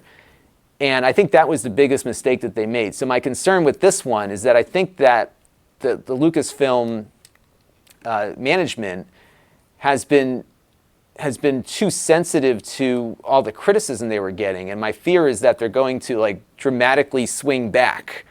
All right, I got to find my save game on here. Give me 1 second, folks. So my concern is that they're going to dramatically swing back the film here because of that uproar. And I think what they should have done is they should have started this new Disney era with Rogue One versus this prequel or sequel trilogy, because I think they could have established two different routes. Because they have to be. Here's the thing with the Star Wars movies is that they have to appeal to a broader audience, right? And at the same time, there's this huge fan base that wants more of what they want, and you can't please both. And so the Rogue One, I think, very much pleased the fan base because it was familiar. It was set in the story we already knew. Like everything felt right with that film, even though like they kind of screwed up the filming of it. Remember they went back and did all that extra work on it and stuff. So that film, I think, worked really well for fans and general audiences. And I'm just polling my friends and stuff, but general audiences, I don't think found it as good, because it was just more of the same. But I think a lot of people who are fans of Star Wars want more of the same. It's not a criticism of them. I think they just like what they like. And it's the same reason why like Star Trek Discovery has a lot of critics, because again, it's different. And what I loved about The Last Jedi was that it was different. It was, it had the same characters and stuff, but it was a very different thing. And I'm leaning over so close because I can't see the screen very well here. So that's where like you look at The Mandalorian. Like last night's, so I'm not going to spoil anything, but last night's episode of The Mandalorian that just went up was fantastic because, like when I was a kid, I wanted what was next after Return of the Jedi, and that's what you're getting with The Mandalorian. And they and just like a good story, it has its own thing, but then the outside world that came out of that Return of the Jedi and the 3 original films, works its way in, and it's not done in a cheesy fan service way. It's done in a really good way. So I think that's where I think Lucasfilm really, or Disney, the owner of Lucasfilm, screwed up, is that they had, a plan for 3 different directors and writers for the trilogy, which I think was a huge mistake. Because how can you be consistent when everyone wants to have their own mark on it? And they have their story group, and there's a group of people that work at Lucasfilm that do all this stuff, but they, you hire a director and a writer to write the film. So So to me, that's like my biggest concern going into the movie. I'm not anxious about it, but I was super excited for The Force Awakens, and I really enjoyed it because I think it set that transition from the familiar to the new. The Last Jedi, I was excited to have Luke Skywalker come back. I don't like the way he did Luke Skywalker. I thought that, the Luke I knew wouldn't hide and would help his sister, right? So that was and he ultimately did come out of hiding. So here's what I would say. I haven't seen the movies. This is not a spoiler. If they tried to retcon anything of the Rian Johnson film, if they came up with something where Luke was already dead and that's why he couldn't go, I'd be okay with that. But anything else that tries to reverse what they did in another film, I don't think is going to be a good thing. That's just my thing. Because it's just, I don't know. I just feel like they're just overreacting. And what I found, too, is that people in traditional media have a very hard time looking at the numbers because they hear a lot of noise on social media and they suddenly assume that that's the reality. And I think if they look deeper at their numbers, they would see that I think there was generally people were okay with The Last Jedi, especially when it comes to the dollars generated for a sequel. It did very well, and still does well, and it's a great film. And I love like Yoda, like the Yoda thing. I love that Yoda came in. I love that he was a puppet. I think it was all good. It was all good, but we'll see. So I'd love to hear what you all think of that. Yeah, so Scott makes a good point too that is Disney Plus going to lose a lot of subscribers because they only joined to see The Mandalorian? I would say that it's possible, but at the same time, a lot of people are coming in on a trial. Like every Verizon wireless customer here in the U.S. Has Disney Plus. Sorry, I'm just getting my Fraps thing up here. So that I think will keep it going for a little bit for those folks. I ended up prepaying for 2 years, and I'm happy with it because my daughters watch a lot of Disney content, so I've got, every princess thing and all the other stuff. So, I'm totally fine with that. But I could totally see people tuning out. And I was actually, I thought it was a 10-episode run of The Mandalorian, but it's only 8. So the next episode is the last episode, which is a real bummer because I'm really enjoying it. I think it's a great show. Let's see if I get the Fraps thing up here. Yeah, good. Okay, perfect. We are in business, folks. So check it out. Like we're getting 30 frames per second, 1080p on an Intel GPU. Unheard of. So here's Jake, everybody. Hello. Hey, Jake. I am streaming at the moment, but I'll be almost wrapped up here. So I would not upload anything yet, just because it'll knock our friends off of the stream here. And so Chad LaForge says you have to have unlimited data. Okay, so I have the unlimited plan. So I have unlimited, and I bought 2 years. So I have Disney Plus now for like the next 3 years. So I think that's going to work. No spoilers. No spoilers. I'm not going to spoil. I'm not even thinking about that movie until I see it. But I will say that I am not as excited as I was for The Force Awakens, just because I know it's going to be some crazy, blown out thing, and I think Rich makes a good point here also, because the key to Star Wars was its scarcity, and that is something that Star Wars is no longer about, is scarcity. All right, so let's pick it up here with GTA. Hang on one second, because I want to just bring in my clips from what we had before. And this is 505 gameplay part 1. 3, 2, 1.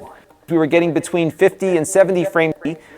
Doom was running about 20 to 30 frames per second, also at 1080p, low quality. Okay, good. So now we're going to pick it up here and kind of go from there. So let's do the quick GTA 5 thing. 3, 2, 1. Now, another game I like to run a lot is GTA 5, primarily because it's been out for a while and we can look at how new computers work versus old ones. And right now we're running at 1080p at the lowest settings, again, just with this Intel GPU, and we're seeing frame rates that vary between 30 and 50 frames per second, depending on what's going on in the scene. So it's really a dramatic improvement over prior classes of these. Let me start this one more time.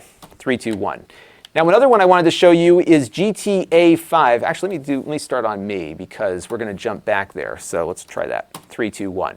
Now, I also wanted to show you GTA 5 because this game has been out for a long time. We've seen it run on older computers and, of course, newer ones.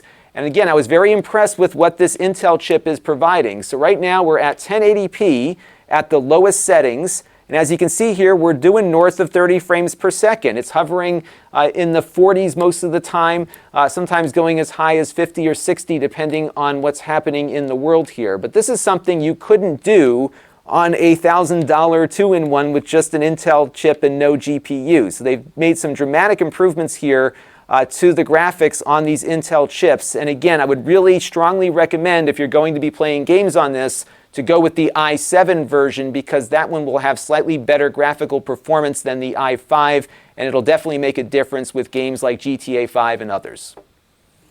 I think that'll work.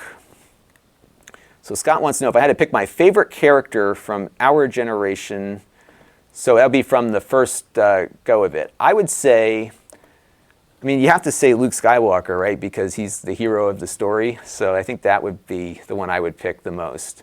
But second to that, I like Lando. You know, he's a good character. I actually think in the Solo movie, the actor who played Lando in that one did really well. So I enjoyed that. That was a good one. All right, so now we're going to do the 3D Mark benchmark test. And then we're going to talk about the stress test, and then we'll move on to the pen.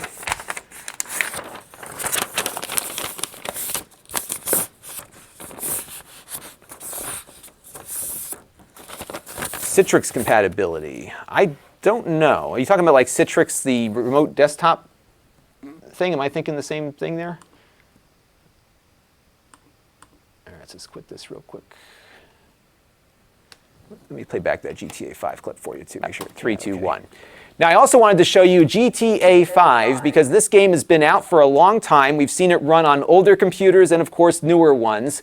And again, I was very impressed with what this Intel chip is providing. So right now we're at 1080p at the lowest settings. And as you can see here, we're doing north of 30 frames per second. It's hovering in the 40s most of the time, sometimes going as high as 50 or 60, depending on what's happening in the world here. But this is something you couldn't do on a $1,000 two-in-one with just an Intel chip and no GPU. So they've made some dramatic improvements here to the graphics on these Intel chips. And again, I would really strongly recommend, if you're going to be playing games on this, to go with the i7 version because that one will have slightly better graphical performance than the i5, and it'll definitely make a difference with games like GTA 5 and others. Okay, good. All right. So Danielle wants to know about audio. Yeah, so generally I think you'll get better sound if you did have a separate audio module. So if you're really into the highest quality sound, I know Sound Blaster makes some that plug into the USB. They've got high quality audio components on a separate device. You'll certainly do better with that if you're an audiophile. But I think if you're looking at something like one of these Lenovos, generally the audio chips in them are pretty good. But yeah, if you want better, you got to pay for it. No question. Scott wants me to do a review of the refurbished Optiplex. Scott, email me a link to that. That might be a fun stream to do on Amazon, actually, since we're doing some of those. All right, so we're going to do the benchmark. We're going to do the pen, and then we've got to wrap up so I can get Jake going. Actually, hey, Jake, if you want to do, too, the laptop, we can hook it up to that 4K monitor over there if you wanted to start working on that, too. Yeah. We got that going there. All right. Trying to think of things we can do without bandwidth getting consumed. How are you feeling, by the way? We're getting back. We're getting better. Yeah, you sound better than you did yesterday. Slowly but surely here, My daughter's had that cold for the last couple of days, too, and she's miserable. All right, let me just get this ejected here. I got the game drive over here, which I'll toss over to you. All right, there we go. Okay.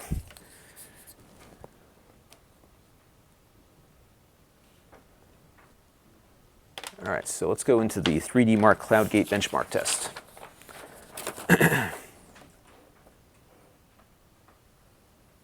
You know what I should do on this one is pull up a, bear with me for one second, folks, because I just want to pull up a benchmark.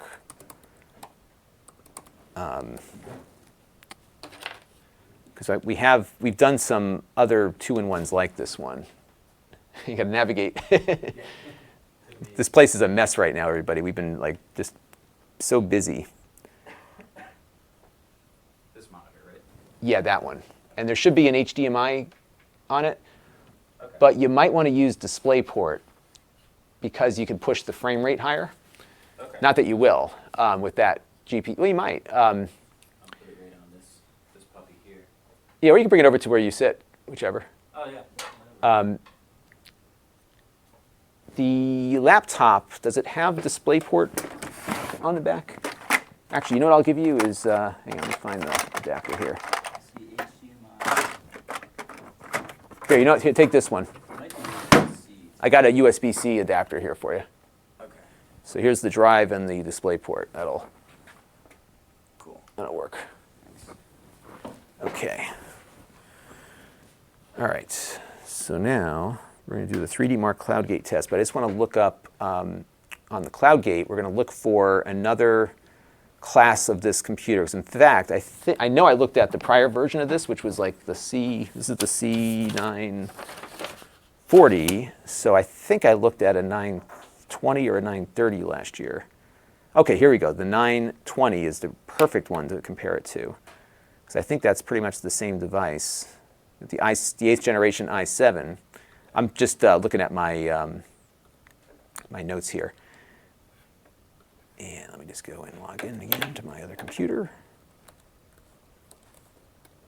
So you all can see what the workflow is here. It's it's actually going pretty well. It's like, as you saw, if you were there for the ATEM review, you know, that one took about 4 hours. This one is taking less than that. So we're about, we are an hour and a half in, and we're almost done. So that's not bad. And let me pull up. That's why, as I said, the laptop reviews are much more formulaic, so they move a little faster. And this one's actually just a little bit different because we're focusing a little bit more on the chip technology. And you know what you'll see in future reviews is we won't spend as much time on this chip because people will have, by then, a little bit more knowledge of it. All right, so let's pull this up. And I'm just adjusting something on my notes so that I can have the right thing here. So what I'm going to do is pull out this Ryzen one. You know, I'm going to leave that one in. I'm going to take the other Ryzen off. That's what I'm going to do. And we're going to drop in this one. Okay. So on my 3D Mark notes here, the CloudGate test for the new i7 with the Iris is about double the graphical performance versus the prior generation. That's significant, at least on that test. But that's bearing out in the games that we're playing too, right? So I'm just going to write this down here. So it was 7850, 38.7, 36, and 18.9. Okay. So we're going to pick it up on that front there. Hey, Khan is here. So everyone, WD.TV Khan is from Berlin. And when I was in Berlin, he took me around town, and we had a great time. So it's great to see you jumping in here. I really enjoyed my trip to Berlin. It was great to get a little bit more of the city for having Khan show me around. So I wish you a happy New Year as well. I think it's evening for you over there. Here it is 1:30. It's almost coffee time for me. So what I'm going to be doing after we wrap this up is I go to my mailbox. We have another computer coming in today, and we've got something else waiting for me there, I think. And then, yeah, it just doesn't end. I got to really sprint because we have the holidays are coming up, so I'm taking a little bit of time off at the end of the month. So I got to get a week's worth of content done in and 2 weeks of content done in 1 week, essentially. So cool beans. All right, let's finish up this benchmark here. 3, 2, 1. And on the 3D Mark CloudGate benchmark test, we got a score of 13,172. And if you look down at the bottom of the chart here, you'll see that the graphics performance out of this new Intel chip, at least on this benchmark, is pretty much double what it was before. That's a significant improvement, and that's why we can play some of these games that we couldn't play before. The performance, though, is close to what you might see out of a Ryzen 5 processor, and this is the prior generation that we looked at on the Huawei MateBooks. So you might be able to save some money and go with an AMD Ryzen-based laptop and get similar onboard graphics performance as what you're seeing here. But it's still good to see Intel finally moving forward with better graphics performance, because this was an area where they were significantly behind. But again, if you really want the best gaming experience, a gaming laptop with a discrete GPU is still the way to go. All right. We're going to do this in the stress test, and then we're going to go get the pen out. And we're going to do the overhead shot for that. Beat the Bubble wants to know if I'll do another live stream. I might do one later today. It's possible. I am not sure. So I would love to stream in the evening, but like once we get to 6 o'clock, I've got to get the kids fed and into bed, and it's so anytime the kids aren't here, I will definitely do a live stream, because it's fun to just tinker with stuff at night. All right, this is 3D Mark CloudGate benchmark. And let's just take a look at that real quick here. 3, 2, 1. And on the 3D Mark CloudGate benchmark test, we got a score of 13,172. And if you look down at the bottom of the chart here, you'll see that the graphics performance out of this new Intel chip, at least on this benchmark, is pretty much double what it was before. That's a significant improvement, and that's why we can play some of these games that we couldn't play before. The performance, though, is close to what you might see out of a Ryzen 5 processor, and this is the prior generation that we looked at on the Huawei MateBooks. So you might be able to save some money and go with an AMD Ryzen-based laptop and get similar onboard graphics performance as what you're seeing here. But it's still good to see Intel finally moving forward with better graphics performance, because this was an area where they were significantly behind. But again, if you really want the best gaming experience, a gaming laptop with a discrete GPU is still the way to go. All right, let's go see what we've got here. So Spuds is talking about Khan from Star Trek II, one of my favorite. That's a fantastic movie. Talk about a good sequel, right? That was the best Star Trek movie by far. I watch that movie often because I can't. It's one of those things I could watch it over and over again. It never gets old for me. And Star Trek IV was another one of my favorites. That was a good one. And Star Trek VI for that. You know, it's all the even ones were good. So John G, yes, this is live. We are shooting a review. So I've been doing these little behind-the-scenes recordings because I've been doing some streaming to Amazon. And people have enjoyed watching me kind of do my workflow here, so you can see what it takes to make a video. All right, so we're going to do, and on lighting, I'm the worst person to ask for lighting. I would say that if you can find some good LED studio lights, like, you look at the midpoint, I say get what you need to start. So I've got a couple of Draycasts above me. I've got a real generic one that's pointing at me over there, so you don't really need to get like some fancy, expensive light.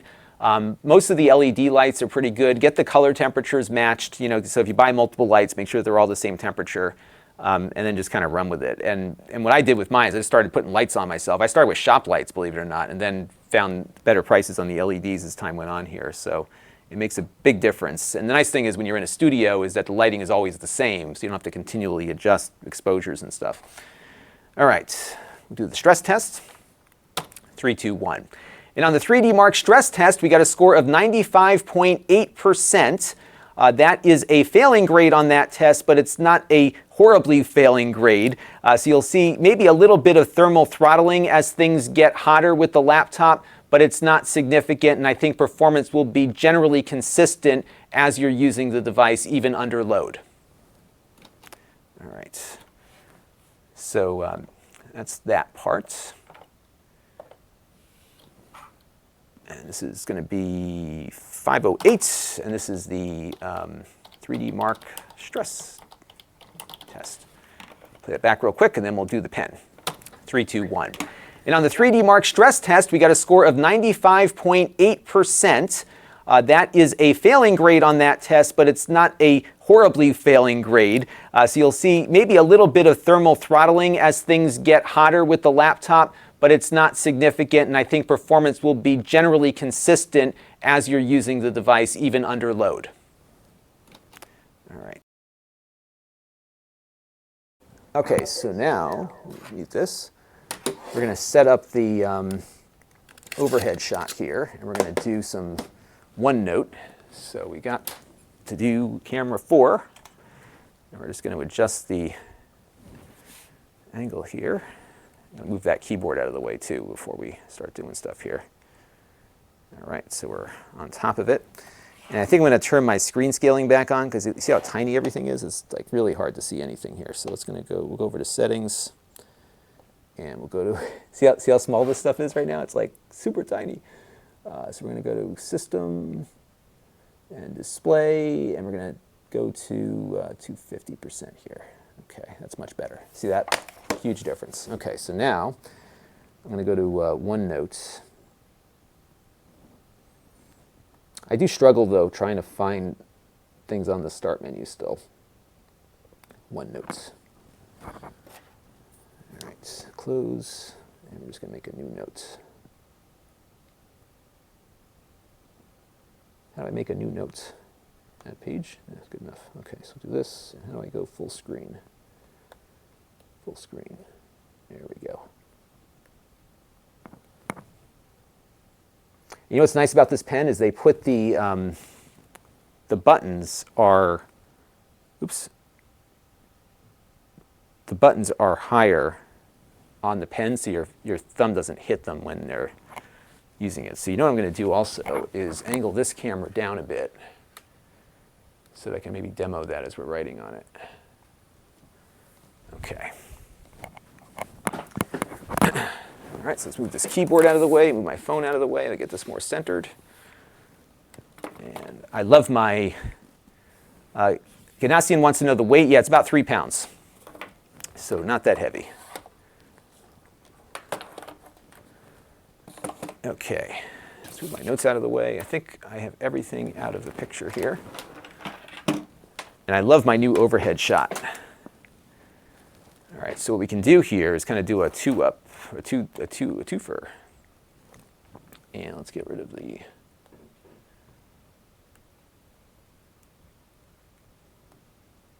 okay, so eraser's on. How do I turn the eraser off?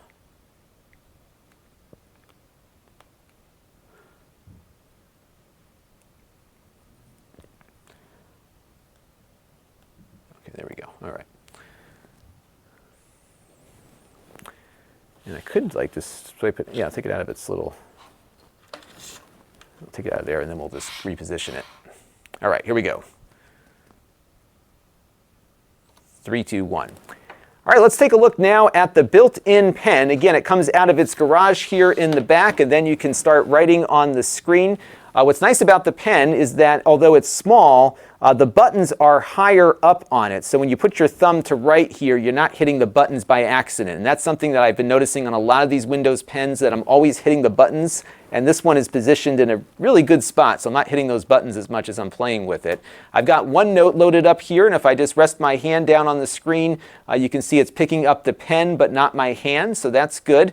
The pen feels really natural here. It does have some pressure detection to it as well, so overall, a nice drawing experience here, very low latency as you can see, and things feel nice on the screen. It also doesn't feel too slippery on the screen either, so from a pen experience here, this is very nice, and I really like the fact that it parks itself inside the unit, so it's not attached to the side, it's just sitting in a convenient spot that you can easily get at, and it looks like it charges itself in here as well, so there's no batteries to deal with either. So altogether, a really nicely designed pen that seems to perform quite nicely. All right. What did you all think of that? I think that one was a good one-take wonder there. I'm going to play it back just to make sure.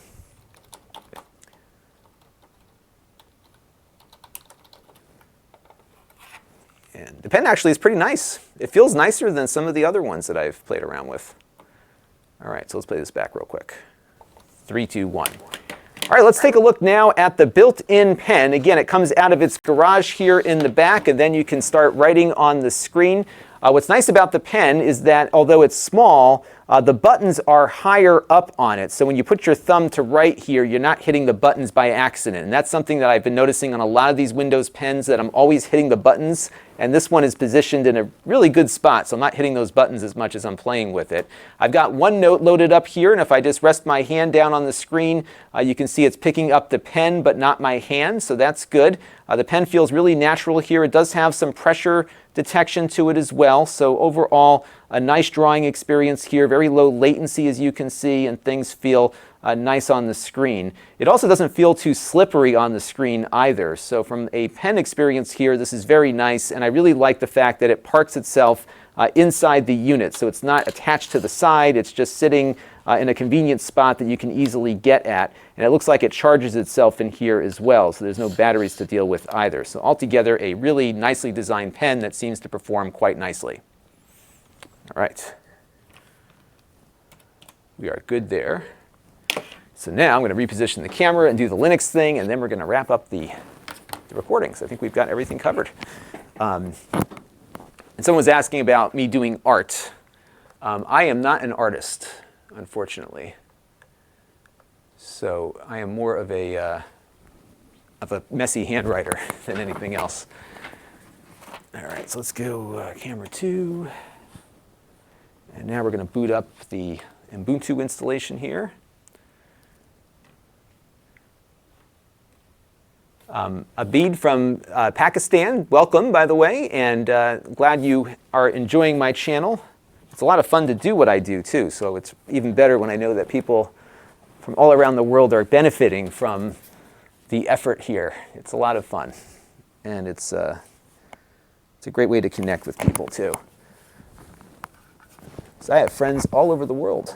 So it was great when I went to Germany. I was like, I want to see more of the city. And I put out a post on my YouTube thing, and Khan's like, hey, I'm around. So we got some of the local cuisine. I got to see more of the city. I went to we went over to the museum down by the Checkpoint Charlie Museum. I'm just looking for something that is on the floor here. Here it is. So it was a good time. All right, so now we're going to boot up Linux on here. And this has been a point of controversy, as I mentioned on the channel, because Roman wants to know, do I have to rotate the pen to have... No, you know what it was? I was putting it in the wrong way. So it goes in like one way. And I rotated it just because I had it going in the wrong position. So you just have to get it aligned properly, and it goes right in. Rich says the children are the artists of the family. That is for sure. And my kids love their iPads. And we have the Apple Pencil on one of them, and I got the Logitech Crayon for the other one. All right, so we got the drive connected here. I'm just going to reboot. And we're going to see if it can boot up Linux. Khan is having deja vu. See, he had the displeasure of having to spend 4 or 5 hours with me as I just blabbered on about everything. So he was good company. Hope I didn't talk his ear off. Oops, I hit the wrong button here. So you got to catch these laptops right when they boot up, and I was checking the chat. The art is very time-consuming. My art is not, though. So maybe I'll draw stick figures next time. That might be something I'll try. All right, so I think on the Lenovo's it's F10. The other question is whether it's with the thing down or not, the function key. Let's see, I think it's with the function key down. Let's see, F10? That get us into the, nope, not F10. And we got to go through another cycle here. So it might be F12, or let me try delete.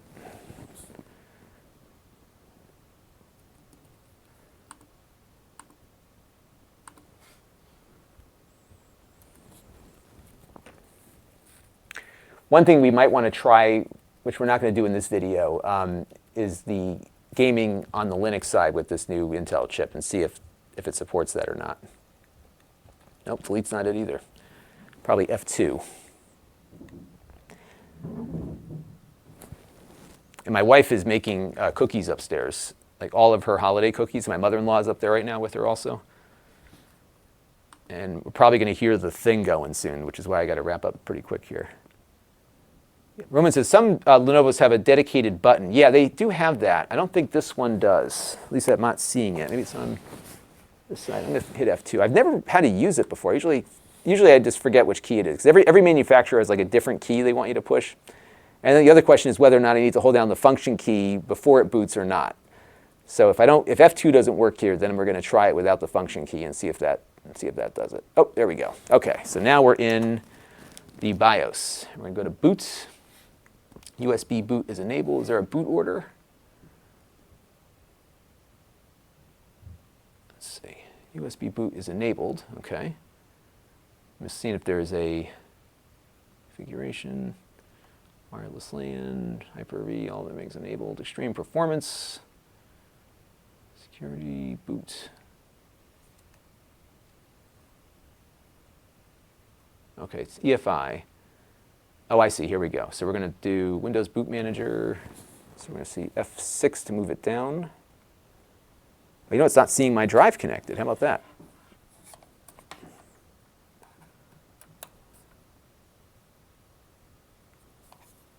So F2 is definitely the way to get in. And that drive, for whatever reason, the drive didn't come up right away. So let me hit, let me have to reboot again. Yeah, so let's reboot. Exit discarding changes. And then now the drive was not lit up for some reason before, but now it is. So let's see if it'll work better this time.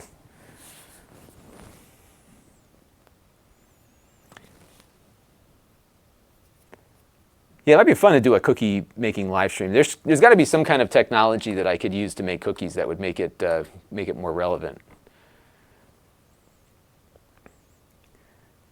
And Ganesian says, why can't OEMs print the BIOS hotkey on the? I know, I'm with you. I'm guessing they don't print it there because they don't want people stumbling on it, stumbling upon it and doing bad things to their computers. All right, let's see if it detects the. Yeah, it's not seeing it. It's lit up now. Let's take a look here. F5.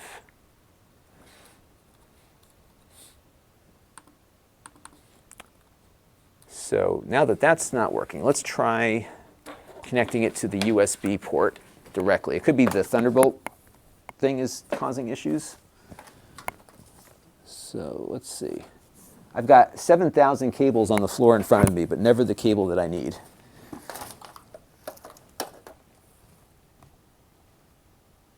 All right, so I got to go dig up a cable here real quick, folks. Be right back.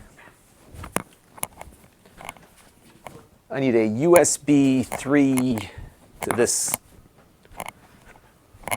adapter. Let's see. We've got a million of those in here. Oh, there you go. Yeah, one of these will work eventually. Let me find the right one here. Can I snag that tripod? Yeah. On the far left? Yes. Okay. Yep. If you want, you could use that camera too.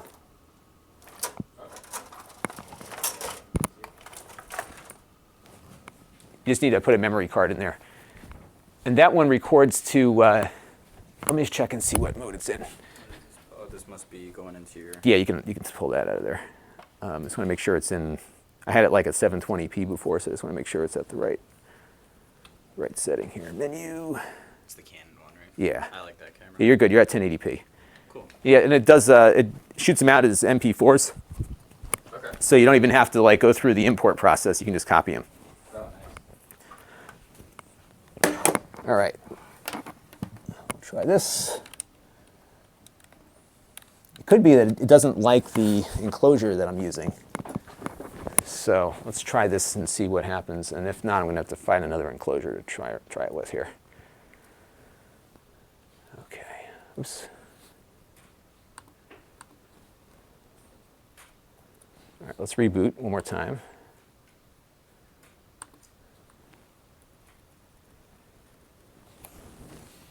I go through this a lot, by the way. Martin, yeah. Well, it's funny, Martin. See, that's the thing. If MKHD did this, he would he would get 1 million people watching him look for a cable. But I think his workflow is a lot slower than mine. I'm not saying that critically. It's just that the way his stuff is so much nicer looking. It takes a long time to get that stuff to look like that. So he's got a lot more editing to do, a lot more setup to do. All right, so let's jump back here. And we're going to try to get this thing to recognize that drive. And if it doesn't recognize it, then I've got to find another adapter to try. There it goes. So we're just going to move this up. And we're going to save and exit. And now it should boot up off the Ubuntu drive. So I'm using this enclosure that is no longer made, and it's really unfortunate. This is called the stock plop, and it's excellent. It fits these SSDs. Just pop them in and boom. All right, we're going to try Ubuntu without installing. And let's see what happens. This is I believe, the most recent edition of Ubuntu. And I expect it to work, because it worked on the HP we looked at a couple of days ago.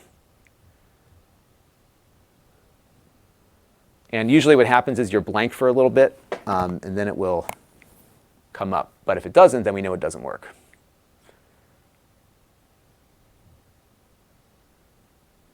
And it is staying blank longer than usual, so it may not be working. Hey, Roman, do you have a link to that enclosure? Because I'm always looking for alternatives, because I'm finding that sometimes things just don't work sometimes.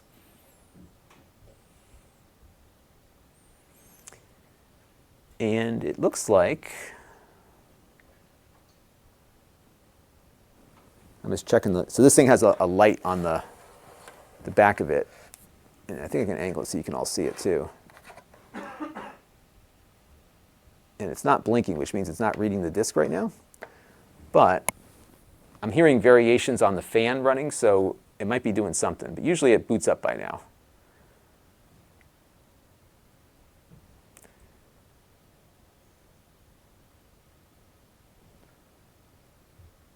All right, so we're going to reboot one more time.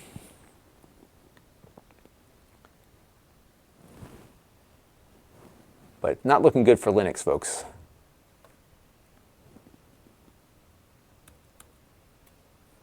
I think I have another enclosure somewhere that I might try just to see if it's that. Okay, we're good there.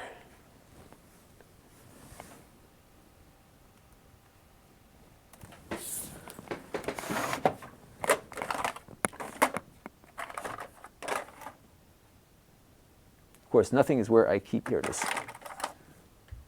That's this one, and then I just need a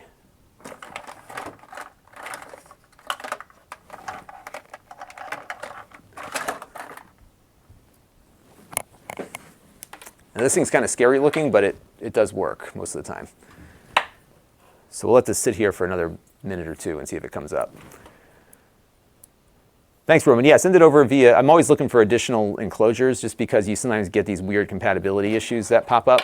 So it's good to have a few other options that will let you exhaust different things. If this one doesn't work, then I know it's not going to work at all.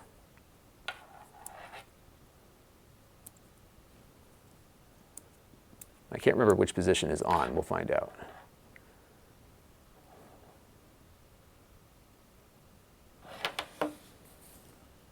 Sometimes, though, it'll be blank for a while, and then it just comes up and works. So, Sergio, thank you for stopping by.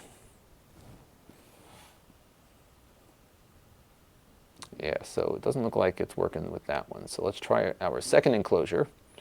What I found is that this one doesn't work. Usually the other one does. And if none of them work, then it just don't work.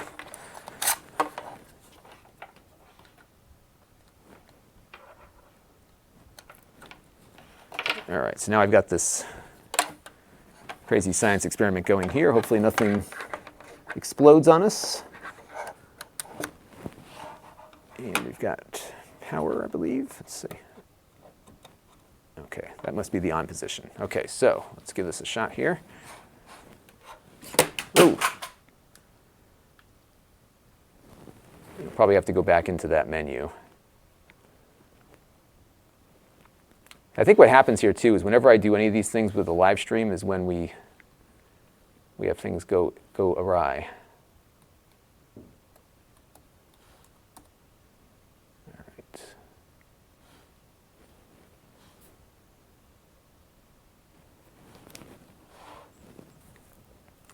And one thing I might do is that dark mode. That could be Ubuntu dark mode. That's probably it.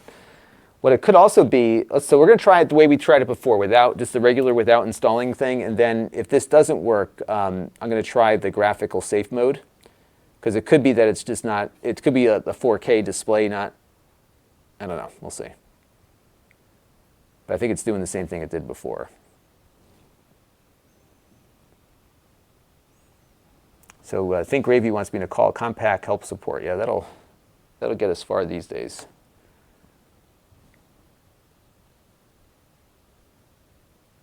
Yeah, so the light's not blinking on this one either, so it looks like it's not digging that. I don't think they've released, Roman's my my go-to Linux guy. I don't think they've released a new version of Ubuntu recently. So I'm going to try that other mode and see if that makes a difference here. But we should be seeing that thing blink a lot more. So I'm going to try it in safe mode without with safe mode graphics and see if that gets us up any quicker here. But it looks like a no-go on the Linux. Well, that'll certainly make the video a lot quicker. And Sergio, I am going to CES to answer, first of all, thank you for your comment, and I'll be going to CES, we'll be doing more. And we may have a few different types of videos from CES this year. So I've got to finish up my planning next week on that. But we're going to do the same, we're going to go to the same places. And what's nice is with CES is that you can go to the same places every time and see something different each year. So we'll be doing that. So we're going to be doing CES Unveiled. We're going to go to PepCom. We're going to go to Showstoppers. We're going to spend 2 days on the floor. And the first day we spend in the startup place, the startup section. So we do a lot of over there. And then the second day we'll go to the main show floor and see what we can find there. All right, I'm calling it on Linux, folks. It ain't working. So we will warn people accordingly. I just want to check one more setting in the BIOS because it's possible that there's a security setting that's preventing the operating system from booting up. So let's look at that real quick.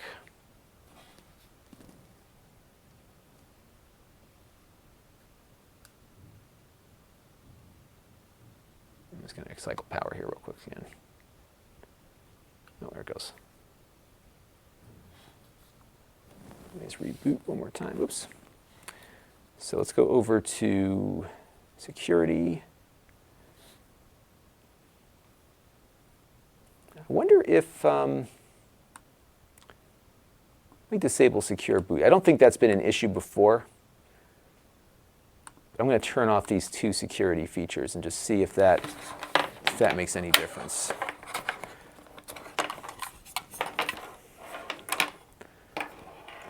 And typically with these consumer devices, they don't want you going into stuff like this. They want you to install Windows and be happy with it. But generally, we have not had issues on Lenovo devices before getting Linux working. So I'm going to disable secure boot, and I'm going to disable that platform, trusted platform thing, and see if maybe that makes a difference. Let's save changes.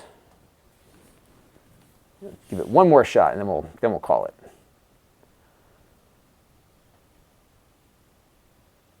Yeah, I tried both of the USB ports already, so it didn't work at all in the Thunderbolt ports.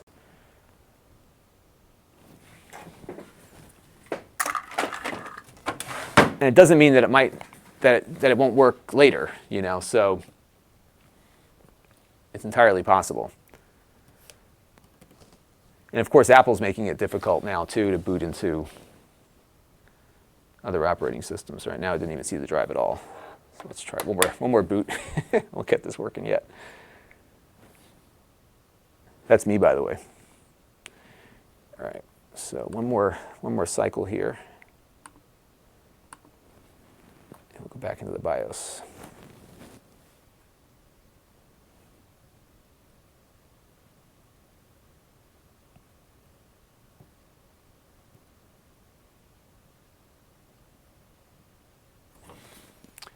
All right. And thanks, Roman, for sending over some ideas. So I'm going to give up on this in a second, but I will try a few other things before the video goes live just to see if we can try something else that might work. Let's go, oops, EFI, let's move this one up, and F10. So make sure those security settings are still in place. Okay. All right, so let's try this again, F10. Yeah, generally I don't have to go through all these steps with this. Generally, and this is even on the Lenovo stuff, it's been working fine. Just maybe it's this new chipset. So we'll see what happens. But I'll definitely take a look at your tweets, Roman, if... Okay, so let's try Ubuntu without installing again. Let's see if we get a little further this time.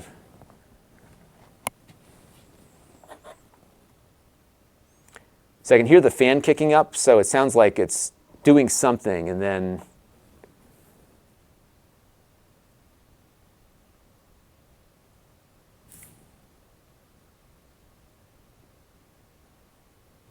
Yeah, so we get to the bootloader as you saw, but it doesn't go and actually boot the OS.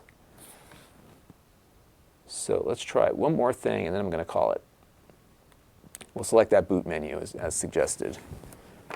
But we're not getting any activity on the disk. I think the escape key gets us to the boot menu. Let's try that. Oops. Maybe it's not the escape key.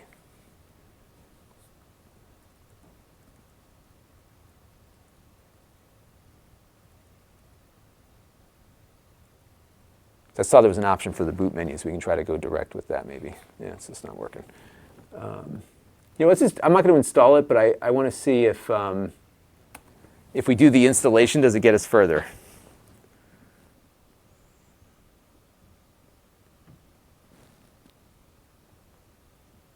Yeah, even the install is not working.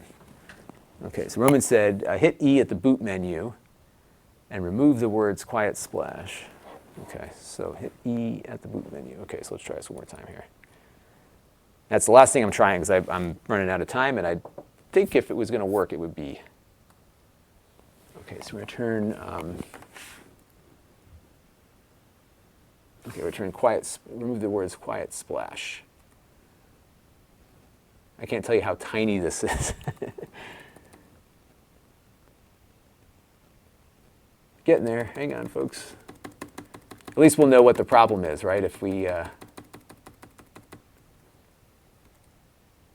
the cursor's like super slow. It doesn't move very quickly here. All right. So we'll get rid of quiet splash.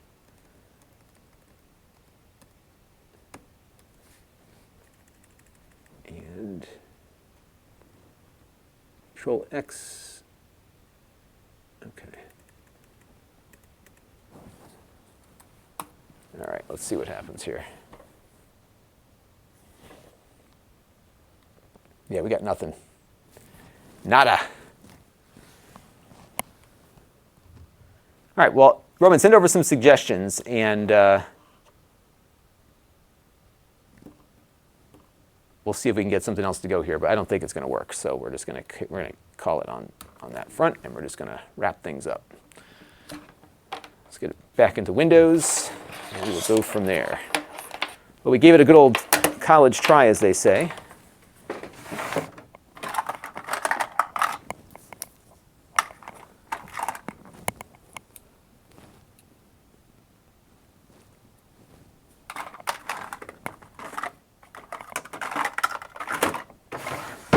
All right.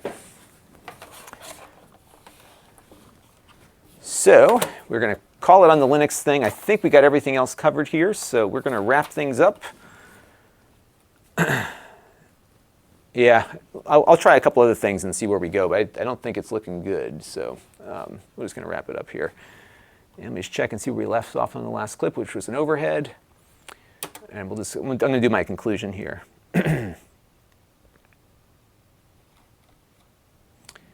3, 2, 1. So overall, this is a very nicely performing laptop. 3, 2, 1.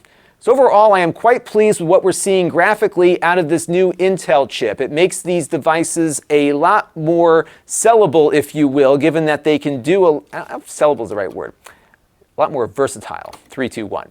So that's going to do it for this look. 3, 2, 1. So overall, I'm pretty pleased with what I'm seeing out of this new Intel chip. We're finally seeing some really good overall versatility of these moderately to high-priced devices that didn't do all that well with gaming in the past and now are. And I think that's the big story here with this new chipset. You can finally spend a good amount of money on a laptop that can actually, I gotta try this one more time.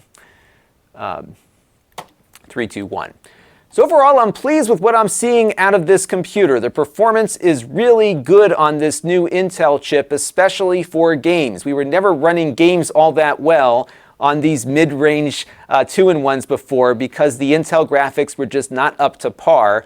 Now they're usable, which is a lot more than they used to be, and that is a very good thing. I like the pen integration here. The build quality is nice overall. A nicely performing computer, of course, and one more time. 3, 2, 1. So overall, I'm very pleased with the developments here on the new Intel processors. We're seeing significantly better graphics performance in a device that should have always had good graphics. And, I'm still trying to feel my way on this one. Let's try this one more time. 3, 2, 1.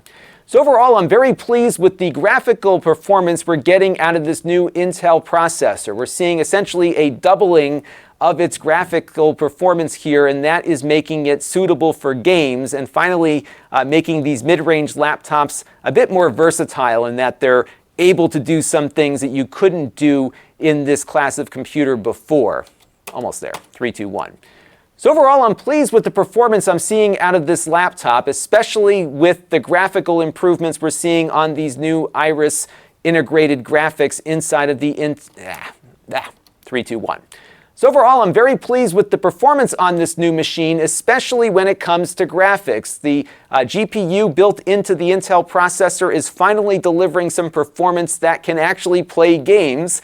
You really couldn't do that very well before on one of these fairly highly priced it's just one of those days, folks. It's just hard to, oftentimes I have a hard time with the conclusions when I shoot them because it's trying to break it all down into a final recommendation.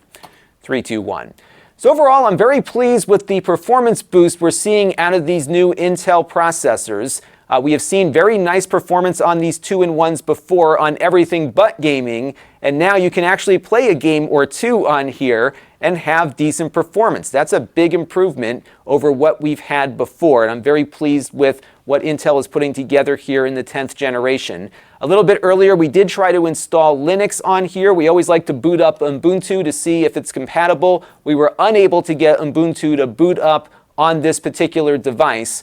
We did look at one with the same chipset a few weeks ago that did boot it up, so perhaps future BIOS updates might make that something we can do, but right now Linux was a no-go on this one. But for Windows, I think this is a very nicely performing device that finally, with these graphical improvements, brings some usability to this price point that wasn't there before, especially for casual game players and even those doing some video editing and photo editing as well. It's a nice development here and something that I am looking forward to seeing as time, almost there, one more time, 3, 2, 1. So that's going to, 3, 2, 1.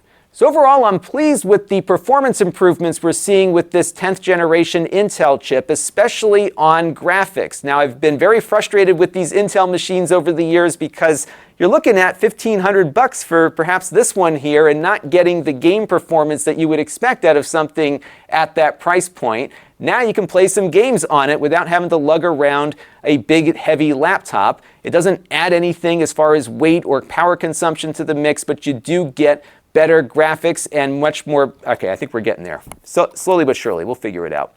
Remix Plum is enjoying this. This is the part that embarrasses me the most because I sound like a blabbering idiot until I get everything straightened out for what I want to say. So let's finish this part up here, and then I'll take a few questions, and then I've got to get on to some other projects here. So one more time. This is going to be the take. 3, 2, 1. So overall, I'm pleased with the performance improvements we're seeing out of these new Intel processors. Before, you would buy one of these $1,000 plus 2-in-1s and not get any kind of game performance.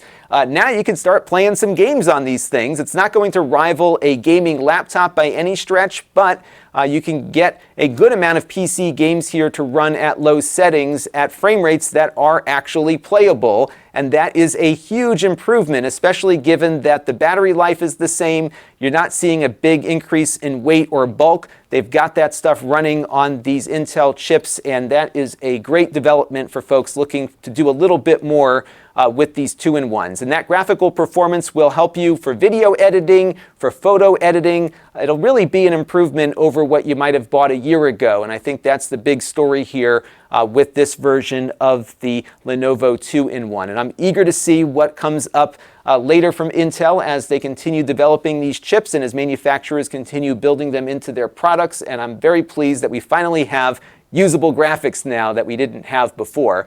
We did try installing Linux on this. Unfortunately, we could not get it to boot up.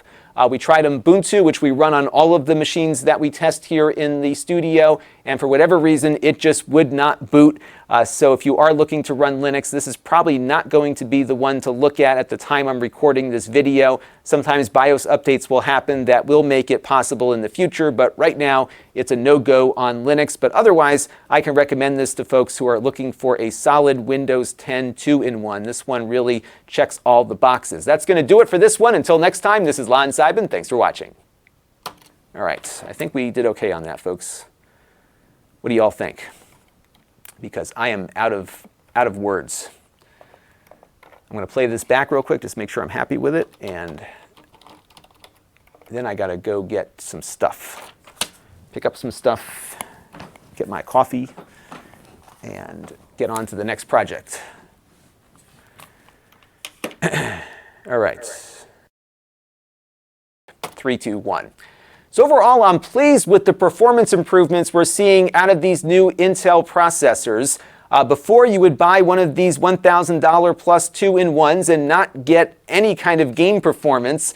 Now you can start playing some games on these things. It's not going to rival a gaming laptop by any stretch, but you can get a good amount of PC games here to run at low settings at frame rates that are actually playable. And that is a huge improvement, especially given that the battery life is the same. You're not seeing a big increase in weight or bulk. They've got that stuff running on these Intel chips, and that is a great development for folks looking to do a little bit more with these 2-in-1s. And that graphical performance will help you for video editing, for photo editing. It'll really be an improvement over what you might have bought a year ago. And I think that's the big story here with this version of the Lenovo 2-in-1. And I'm eager to see what comes up later from Intel as they continue developing these chips and as manufacturers continue building them into their products. And I'm very pleased that we finally have usable graphics now that we didn't have before.